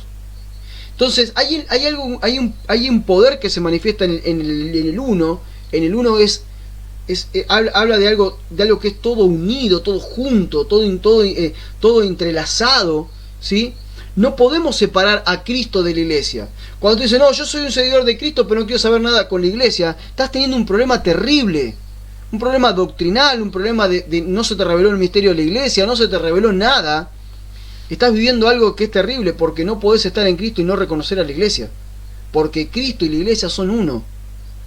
No podemos sacar la cabeza y el cuerpo por un lado. Si sacamos la cabeza del cuerpo, si separamos la cabeza del cuerpo, entonces no tenemos nada. Tenemos un muerto y Cristo está vivo. Cristo es la cabeza, la iglesia es su cuerpo, no están separados. Entonces, si yo estoy en Cristo, lo primero que hago es honrar a Cristo, pero también lo que hago es honrar a la iglesia. Y entonces tengo comunión con la iglesia, me edifico mutuamente con la iglesia, soy exhortado, edificado, amado por la iglesia. Es un ida y vuelta con la iglesia. Por eso dice aquí: no podemos estar en Cristo y a su vez separados de su iglesia, ya que la iglesia es su cuerpo y ella está unida a él. Colosenses 2:29 dice: para que sean consolados sus corazones, unidos en amor, como decíamos recién, hasta alcanzar la riqueza del pleno entendimiento y de conocer el misterio de Dios el Padre y de Cristo. Aquí hay dos misterios que el apóstol Pablo se le han revelado y que él oraba para que se nos revele a cada uno de nosotros. Son dos misterios. ¿Qué es un misterio? Misterio es algo que no conozco, que no sé dónde está, que tengo que buscarlo. Por eso cuando Jesús decía: busquen y encontrarán, llamen y se le abrirán, no solamente por cosas materiales, digo por cuestiones espirituales, ¿sí? A ver, el famoso teléfono de Dios para pedir soluciones para tu vida, Jeremías 3:33, ¿sí? Clama a mí, yo te responderé, dice Dios. Entonces la gente clama a Dios, pero hay una coma y sigue hablando. Dice: clama a mí, yo te responderé, ¿qué? Cosas grandes y ocultas que tú no conoces. Entonces Dios dice: clama a mí para que se te revelen mis misterios. Hay misterios escondidos en Cristo, hay misterios escondidos en el Padre. El misterio del Padre, el misterio de Dios Padre, fue revelado a la humanidad por medio de su Hijo Cristo. Cristo es el misterio del Padre. Semejante misterio era Cristo, que Pedro tuvo 3 años con él y no se da cuenta que era el Cristo. Hasta cuando Cristo le preguntó: ¿y ustedes quién dice que soy yo? No, tú eres el Cristo, el Hijo del Dios viviente. Bienaventurado Pedro, porque no te lo reveló, misterio, revelado, no te lo reveló ni carne ni sangre, sino mi Padre que está en el cielo. O sea, el misterio del Padre es Cristo y el Padre te lo revela a Cristo. Ahora, el misterio de la iglesia, el misterio de Cristo es la iglesia. El misterio del Padre es Cristo, el misterio de Cristo es la iglesia. O sea, así como Cristo te tiene que ser revelado, también la iglesia te tiene que ser revelada. ¿Por qué? Porque Cristo y la iglesia son uno. ¿Ok? Leyendo lo cual pueden entender cuál sea mi conocimiento en el misterio de Cristo, está hablando Pablo, y lo está diciendo en Efesios 3:4. Recuerden que la carta de Efesios 3:4 es la carta que más nos explica a la iglesia como un organismo vivo, como el cuerpo de Cristo. Por eso él dice: leyendo lo cual pueden entender cuál es el misterio de Cristo, y de ahí empieza a hablar de la iglesia, y en el capítulo 4 habla de Cristo, y dice aquel que descendió es el mismo que ascendió a los cielos, y dice y llevó cautiva toda la cautividad y repartió dones a los hombres, a uno apóstoles, a otros profetas, a otros evangelistas, a otros pastores y maestros, a fin de perfeccionar a los santos para la obra del ministerio, para la edificación del cuerpo de Cristo, hasta que todos alcancemos la estatura de la madurez de la plenitud de Cristo, para que ya no seamos niños fluctuantes, llevados por todo viento de doctrina, por estratagemas de hombre que usan con astucia para llevarnos al engaño, al error, sino que creciendo en la unidad, por las coyunturas, todos vamos creciendo en el conocimiento de Cristo y en el amor, vamos de acuerdo al funcionamiento propio del cuerpo. Entonces Pablo está diciendo, yo les voy a hablar de un misterio, les voy a decir qué es la iglesia. La iglesia tiene oficios ministeriales que nos ayudan a trabajar el misterio de reconciliación, que es reconciliar al mundo con Cristo, y también nos llevan a la madurez, para alcanzar la madurez de Cristo, para que ya no vayamos de un lado para otro con enseñanza que no tiene nada que ver con Cristo, y para que entendamos que todos somos miembros unos de otros, que estamos entrelazados por las coyunturas, que nos debemos respetar, honrar mutuamente. Esto es la iglesia. Cuando tú le pegas a la iglesia, le pegas a Cristo. Tú no le puedes pegar a la iglesia y creer que Cristo te va a bendecir, porque le pegas a la iglesia, le pegas a Cristo. Grande es este misterio, dice Pablo, Efesios 5, después que explicó todo eso, dice, grande es este misterio, mas yo digo esto respecto a Cristo y la iglesia. Está hablando de la relación entre hombre y mujer, pero estaba tomando, mientras todos decían, wow, qué bueno, mirá cómo tiene que ser el hombre con la mujer y la mujer con el hombre, Pablo está diciendo, en realidad yo le estoy hablando de eso, pero en realidad lo que yo estoy hablando es de la relación de Cristo con la iglesia. Grande este misterio, dice Pablo. Qué grande que es el misterio de la iglesia y de Cristo, ¿no? Se nos tiene que revelar. Dice aquí, una vez que entendemos que somos parte de un cuerpo y que debemos ser perfeccionados, es necesario proponernos vivir una vida en comunión con el cuerpo de Cristo, su iglesia. Necesitamos tener comunión con el cuerpo de Cristo. Sea 1, 2, 10, 20, 1000, no sé, no es complicado tener comunión con 1000, pero tenemos que tener comunión con el cuerpo de Cristo, con los miembros del cuerpo de Cristo. Necesitamos tener comunión. Común, unión, significa comunión, ¿no? Estar unidos, en un mismo parecer, en un mismo pensar, en un mismo sentir, guiados por el Espíritu, avanzando con el Evangelio, ¿sí? Por eso estos días, voy a hacer un paréntesis acá, voy a cerrar lo que dice acá y voy a explicar algo. Dice, si no tenemos comunión con el cuerpo de Cristo, no estamos en Cristo, ya que Cristo y su cuerpo son inseparables. Cuando alguien no tiene comunión con Cristo, yo dudo que esté en Cristo. Porque si estás en Cristo y en comunión con Cristo, siempre Él te va a llevar y te va a poner la necesidad de estar en comunión con otros cristianos, compartir tiempo, celebrar su vida juntos. Ahora, quiero decirle algo. El otro día hablaba con los hermanos de Nueva York, estaba hablando con Victoria y con Jairo. Con los hermanos hace 2 meses más o menos que estamos todas las semanas con videollamada y bueno, estamos avanzando, y les expresaba a ellos mi necesidad y se la expreso a ustedes, porque muchos de los que están aquí conectados esta noche son los que siempre están, con los que venimos compartiendo cosas ya hace más de 2 meses, y les decía, si yo sigo todos los sábados enseñando, bueno, sí voy a seguir, y los domingos predicando, es como que ya se me empieza a hacer pesado, no porque me sea pesado predicar el Evangelio, porque me voy a morir predicando el Evangelio. Para mí nunca predicar el Evangelio es algo pesado, pero sí es pesado si esto no lleva a ningún lado.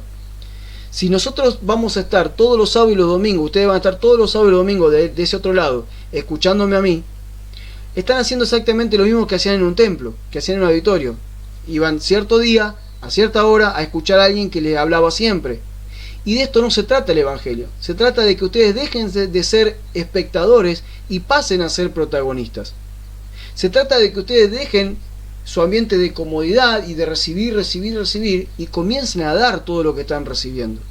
Por eso es que estamos con todo un proyecto de poder volver a generar comunidades cristianas donde todos puedan expresar la vida de Cristo, donde todos puedan manifestar la vida de Cristo a otras personas y poder nosotros ayudarles, supervisarles, ayudarles, guiarles para que ustedes puedan hacer la tarea. Por eso que lo estamos empezando a organizar con Victoria y con Jairo allí en Nueva York, lo estamos haciendo con los hermanos aquí de la isla, con el grupo que están conectados siempre, a ver, ¿quiénes son los que están siempre? Bueno, a ver, estaba por ahí hoy, había leído, a ver, estoy leyendo los comentarios, Daniel, Mónica, Patricia, gente que siempre está y que son todos de una zona, también me gustaría hablar con ustedes y ver cómo hacemos para ayudarles, para que todos juntos podamos también en ese sector tener una comunidad cristiana. Necesitamos empezar a formar comunidades, no congregaciones. Porque si no tenemos comunidades cristianas, ustedes lo único que van a hacer es todo el tiempo comer, comer, comer, comer, comer. Y ustedes saben lo que le pasa a una persona que come, come, come y no hace nada. ¿Sí? Cae en obesidad. Y pueden caer en una obesidad espiritual. Y lo peor que le puede pasar a un ser humano es caer en obesidad espiritual, porque se llena de conocimiento y tarde o temprano tanto conocimiento envanece. Y cuando uno se envanece, deja de dar la vida de Cristo a otros. Y cuando uno deja de dar la vida de Cristo a otro, empieza a juzgar, empieza a cometer errores, empieza a ser gobernado por el pecado. Y Dios nos está llamando a tener comunión como cuerpo y a expresar su vida a otros. Por eso en esto les queremos ayudar. Después ya lo vamos a hablar en privado, pero lo quería decir para que sepan hacia dónde estamos yendo. Último punto, la última base, el último fundamento que tendríamos que poner en estos 8 fundamentos que nosotros creemos que son fundamentales, tal vez hay algunos más, pero en este que para mí es uno muy importante, es el bautismo. El bautismo en la muerte de Cristo. No estoy hablando del bautismo en el agua, que sí es necesario. Estoy hablando del bautismo en la muerte de Cristo. Y acá vamos a ver, ya voy terminando. La palabra bautismo tiene su base en la palabra griega que significa baptizo o bapto, que significa sumergir o introducir. ¿Qué significa bautismo? Sumergir o introducir. Ahora, si bien el bautismo en agua fue utilizado por los judíos como otras religiones vecinas para el lavamiento purificatorio, quien aparece en escena proclamando el bautismo para arrepentimiento y confesión de pecado fue Juan el Bautista. O sea, en aquel tiempo era común que los judíos e incluso otras religiones paganas usaran el bautismo, el sumergirse en agua, como una cuestión de purificarse, ¿sí? Pero ya cuando aparece Juan el Bautista, él aparece con un sentido ese bautismo. No solamente me purifico y sigo haciendo lo que quiero, sino que era un bautismo para arrepentimiento. O sea, arrepiéntanse y confiesen sus pecados. ¿Por qué? Porque el Señor está viniendo. Él decía, hagan camino recto para la venida del Señor. Entonces Él lo está preparando para la venida del Señor. Luego, Jesucristo viene, como ustedes saben, y se bautiza en el río Jordán, ¿sí? Antes de comenzar el ministerio. Lo bautiza Juan. Acuérdense que Juan le dice, yo te voy a bautizar a vos, y vos sos mucho mayor que yo. Y Jesús le dice, es necesario que cumplamos con toda justicia, bautizame. Entonces lo bautiza. Ahora, esto tiene que ver hasta ahí con el bautismo en agua. Pero cuando Jesús resucita, dijo lo siguiente. Acá tenemos 2 expresiones de Jesús. La primera, en Marcos 16, dijo, vayan por todo el mundo, anuncien las buenas nuevas a toda criatura, el que crea y sea bautizado será salvo, y el que no crea será condenado. ¿Sí? El que crea y sea bautizado será salvo. O sea que acá el bautismo ya lo conecta con la salvación. Algunos no están muy de acuerdo con lo que Marcos escribe. Recuerden que Marcos escuchó de otros las versiones de Jesús y la escribió, ¿sí? Marcos era el sobrino de Bernabé, entonces él la escucha de tercera mano. Entonces esto a veces se toma con pinza, pero lo que sí se toma en serio, y muy en serio, es Mateo 28 del 19 al 20, porque esto lo escribe Mateo, quien caminó 3 años con Jesús. Y Jesús dijo lo siguiente, se acercó a ellos y le dijo, se me ha dado toda autoridad en el cielo y en la tierra, por lo tanto, vayan y hagan discípulos en todas las naciones, bautícenlos en nombre del Padre, del Hijo y del Espíritu Santo, enseñándole a obedecer todas las cosas que les he mandado a ustedes, y les aseguro que estaré con ustedes siempre hasta el fin del mundo. Y acá lo tenía que haber separado acá, no lo pude separar todavía, pero después lo voy a acomodar. Dice, si bien Cristo no se está refiriendo específicamente al bautismo en agua, ya que se refiere a sumergir o introducir al nuevo creyente en el conocimiento del Padre, del Hijo y del Espíritu, no obstante la primera iglesia practicó el bautismo en agua, como una identificación con la muerte y resurrección de Cristo antes de ser un acto público que introducía al nuevo creyente, además de ser un acto público que introducía al creyente en el nuevo pacto en Cristo y en su vida con la iglesia. Lo voy a explicar con palabras más sencillas. Cuando Jesús dice vayan y bauticen, no dice vayan y bauticen en el agua, dice vayan y bauticen en el nombre. Y recuerden que bautizar significa introducir, sumergir, introducir. Entonces lo que Jesús realmente está diciendo es, vayan por toda la tierra, hagan discípulos no creyentes, discípulos por todas las naciones, y Y lo que dice aquí, vamos a cambiar la palabra, vamos a cambiar la palabra bautizándolos por introducirlos. E introduzcanlos en el conocimiento del Padre, del Hijo y del Espíritu. Eso es lo que está diciendo. ¿Cómo los introducimos en el conocimiento del Padre, del Hijo y del Espíritu? Enseñándoles a obedecer todo lo que yo les enseñé a ustedes. Les aseguro que si hacen esto, estaré con ustedes siempre hasta el fin del mundo. O sea, la gran comisión tiene esto que muchas veces nos equivocamos. Vamos a ser discípulos por todas las naciones. Bueno, predicamos el evangelio, hacemos la oración de fe. Bueno, listo, ya tenemos discípulos, aceptaron a Cristo, los metemos ante un templo. Si no hay templo, le edificamos un templo, le metemos un pastor y estamos haciendo la gran comisión. No estamos equivocando. Hacer discípulos significa hacer seguidores de Cristo, hacer hombres y mujeres que manifiestan la imagen de Cristo en la tierra. Muy diferente. Ahora, ¿cómo yo hago que esa gente se conviertan en discípulos de Cristo?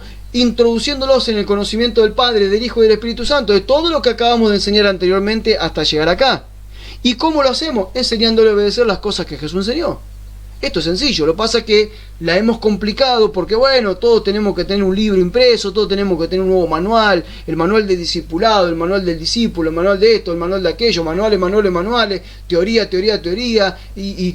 todos tienen algo nuevo para decir. Ya lo dijo Cristo, está la clave acá. ¿Qué tenemos que hacer? Ir por todo el mundo. ¿Hacer qué? Hacer discípulos. ¿Cómo lo hacemos? Introduciéndolo en el conocimiento del Padre, del Hijo y del Espíritu Santo. ¿De qué manera lo hago? Enseñándole las cosas que yo le enseñé. Está ahí. Lo que pasa es que a veces, bueno, no lo queremos ver. Pero el bautismo real que está hablando Cristo, ¿sí?, era este. Introducirlo en el conocimiento del Padre, del Hijo y del Espíritu Santo. Pero también la iglesia practicó el bautismo en agua. No estoy diciendo que no practiquemos el bautismo en agua, porque el bautismo en agua tiene toda una representación simbólica también de lo que es mi fe en Cristo. Y ahí lo vamos a ver.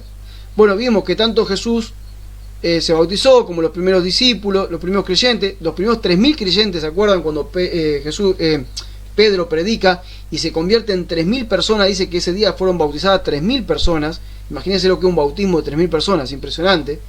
Vemos también el bautismo del etíope en el desierto. ¿Se acuerdan cuando Felipe va y le predica al etíope y bueno, encuentra un charco en el medio del desierto y ahí lo bautiza? Bueno, vemos que también se practicaba. Es decir, quien creía en Jesucristo y confesaba su fe públicamente era sumergido en el agua como la consumación de una nueva vida de fe que se unía al cuerpo de Cristo. O sea, a ver, te predicaban a Cristo, vos creías en su señorío, confesabas públicamente el señorío de Cristo, entonces luego de asegurarse que ibas a vivir como cristiano, te sumergían en agua, ¿sí? Entonces vos lo que estabas haciendo es, le estabas mostrando a toda la iglesia, al cuerpo de Cristo, que vos estabas iniciando una nueva vida en la fe, en el Hijo de Dios. Pero el bautismo era mucho más que eso. El bautismo era mucho más que algo simbólico. El bautismo era mucho más que sumergirse en algo. El bautismo tiene una relación directa con la obra de Cristo en la cruz, su sepultura, su resurrección y la nueva vida en Cristo. Y acá lo explica Pablo en Romanos 6 lo que es el verdadero sentido del bautismo. Lo vamos a leer y ya estamos terminando. Sopórtenme, por favor, 10 minutos más. Dice así: ¿acaso no saben ustedes que todos los que fuimos bautizados para unirnos con Cristo Jesús, en realidad fuimos bautizados para participar de su muerte? Escuchen de vuelta. ¿Acaso no saben todos ustedes que los que fuimos bautizados para unirnos en Cristo Jesús, o sea, meterte en agua significaba unirte a Él y a la iglesia, ¿sí? En realidad, más allá de sumergirte en agua, lo que fuimos bautizados ¿para qué? Para participar de su muerte, identificarnos con su muerte. ¿Cómo es esto? Bueno, acá lo explica. Mediante el bautismo fuimos sepultados con Él en su muerte, a fin de que, así como Cristo resucitó por el poder del Padre, resucitó, también nosotros llevemos una nueva vida. En efecto, si hemos estado unidos en su muerte, sin duda también estaremos unidos con Él en su resurrección. Sabemos que lo que antes éramos fue crucificado con Él para que nuestro cuerpo pecaminoso pierda poder, de modo que ya no siguiéramos siendo esclavos del pecado, porque el que muere queda liberado del pecado. Ahora bien, si hemos muerto con Cristo, confiamos que también viviremos con Él, pues sabemos que Cristo, por haber sido levantado entre los muertos, ya no puede volver a morir. La muerte ya no tiene dominio sobre Él. En cuanto a su muerte, murió al pecado una vez y para siempre. En cuanto a su vida, vive para Dios. De la misma manera, escuchen esto, de la misma manera, también ustedes considérense muertos al pecado, pero vivos para Dios. Entonces, hay otra cita bíblica que no la puse porque ya iba a ser mucho, pero Pablo nos habla de identificarnos con este proceso de Jesús. También está en Romanos. A ver, cuando nosotros nos bautizamos en agua, no sé si todos los que están hoy acá conectados se han bautizado ya, no el chorrito de agua en la cabeza cuando sos un bebé, no tiene sentido eso. El verdadero bautismo, que significa estar completamente cabal en mis pensamientos, saber que soy un pecador, arrepentirme de ese pecado, aceptar el gobierno de Cristo y decir, bueno, ahora simbólicamente me voy a unir a la iglesia sumergiéndome en agua y saliendo del agua, confieso mi fe públicamente a través de ese acto, pero en realidad lo más importante es lo que pasa en mi corazón. Lo que pasa aquí adentro es lo más importante. Cuando uno es sumergido en el agua, lo que uno está haciendo es decidiendo morir a su vieja vida como Cristo murió en la cruz. Estoy aceptando la cruz, muero juntamente con Cristo. Sumergirse en agua significa morir. Morir ahí abajo, en esa agua, significa que ahora estoy sepultado. Debajo de esa agua es como estar sepultado, como Cristo estuvo sepultado 3 días. Y ahora cuando salgo del agua, lo que estoy representando es que esa vieja vida queda sepultada de abajo, y lo que sale de ahí, de abajo del agua, es alguien que resucita a una nueva vida. Una nueva vida. Por eso dice que si nosotros hemos muerto con Cristo, confiemos que también viviremos en Él. Y en otra parte dice que si hemos muerto juntamente con Cristo en el bautismo, es para que ahora andemos en novedad de vida, o sea que tengamos una nueva vida. Por eso es que el verdadero bautismo no es solamente, es importantísimo bautizarse en agua, pero más importante es lo que pasa en tu corazón. Si vos te bautizás en agua, pero no con esta convicción, solamente te diste un chapuzón en agua, nada más. Ahora, si vos vas abajo del agua, sabiendo que estás muriendo a tu vieja creación, dejándola sepultada en el pasado, y estás saliendo del agua para andar ahora en una nueva vida, en obediencia a Cristo, entonces ahí sí tiene validez lo que es el verdadero bautismo en Cristo.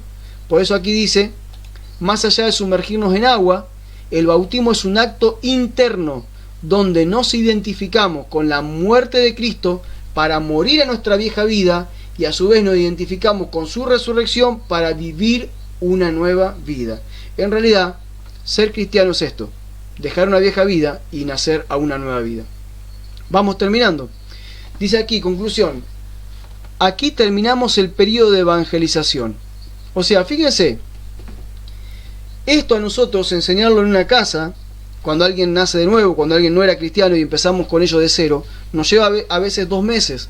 ¿Por qué? Es ir una vez por semana, ir enseñando una tras otra de estas enseñanzas y ir chequeando cómo están la gente, haciéndole preguntas. Nosotros a veces le mandábamos preguntas por WhatsApp para que no... Algo se cayó acá en casa, no sé qué es. Mandábamos preguntas, algo se me cayó acá, no sé qué, anda un animal en casa, andan gatos por acá. Sí, algo se sigue cayendo, Luciano. Algún animal se me está cayendo acá. Mi gatita andando vuelta. Bueno, se ve que estaba dormida y se cayó. Vuelvo al punto y terminamos. Siempre pasa algo así, estamos en casa.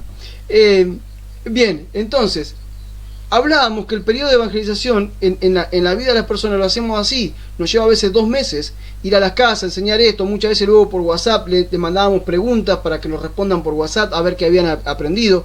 Lo hicimos con muchos de ustedes que están en el grupo discipulado cuando arrancamos el grupo. Fuimos pasándole una por semana y le hacíamos preguntas, ustedes nos hacían devolución, después yo le hacía la devolución con un video cortito, y así fuimos avanzando en esto para realmente estar verdaderamente evangelizados, ¿sí? Tenemos que pararnos en el verdadero evangelio, y esto es el verdadero evangelio. Ahora, hasta acá, habiendo recorrido todo este proceso, hemos avanzado en el conocimiento de la muerte y la resurrección de Cristo, en el nuevo nacimiento, en la reconciliación, el señorío de Cristo, en la vida del Espíritu, en el propósito eterno, en el misterio de Cristo que es su iglesia, y en el bautismo como identificación, muerte, sepultura y resurrección. Ahora, ¿qué nos queda? ¿Qué es lo que sucedió ahora? Dice, poco a poco, con estas enseñanzas, fuimos introduciendo tu vida, o nuestras vidas también, ¿no?, en el conocimiento del Padre, del Hijo y del Espíritu, como lo dijo el Señor.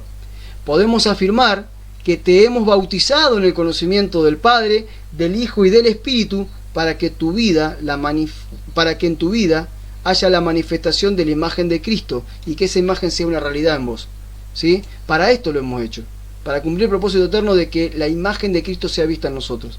¿Qué es lo que empieza ahora? Una vez que nosotros tenemos claro estas 8 bases de la evangelización, una vez que las tenemos claras, las incorporamos, las vivimos y las empezamos hasta a compartir, ¿qué es lo que nos espera ahora? Bueno, ahora comienza en tu vida un proceso de entrenamiento para ser perfeccionado y así graduarte de discípulo de Jesucristo.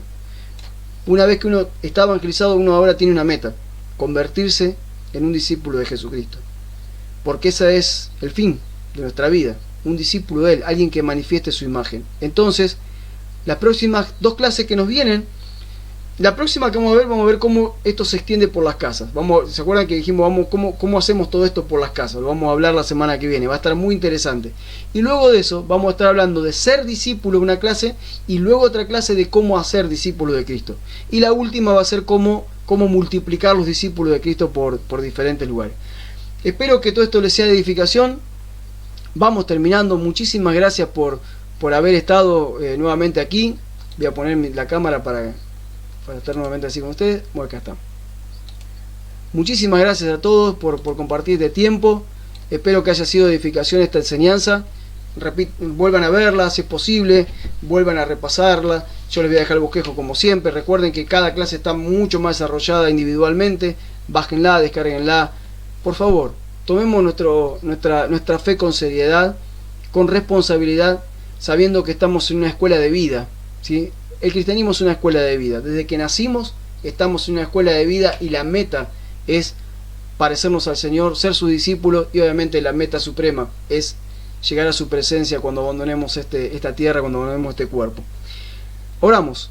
Padre, te damos muchas gracias, te honramos, Dios mío, por este tiempo que nos das. Gracias por darnos esta posibilidad de poder introducirnos en el conocimiento del Padre, del Hijo y del Espíritu, del conocimiento del propósito eterno.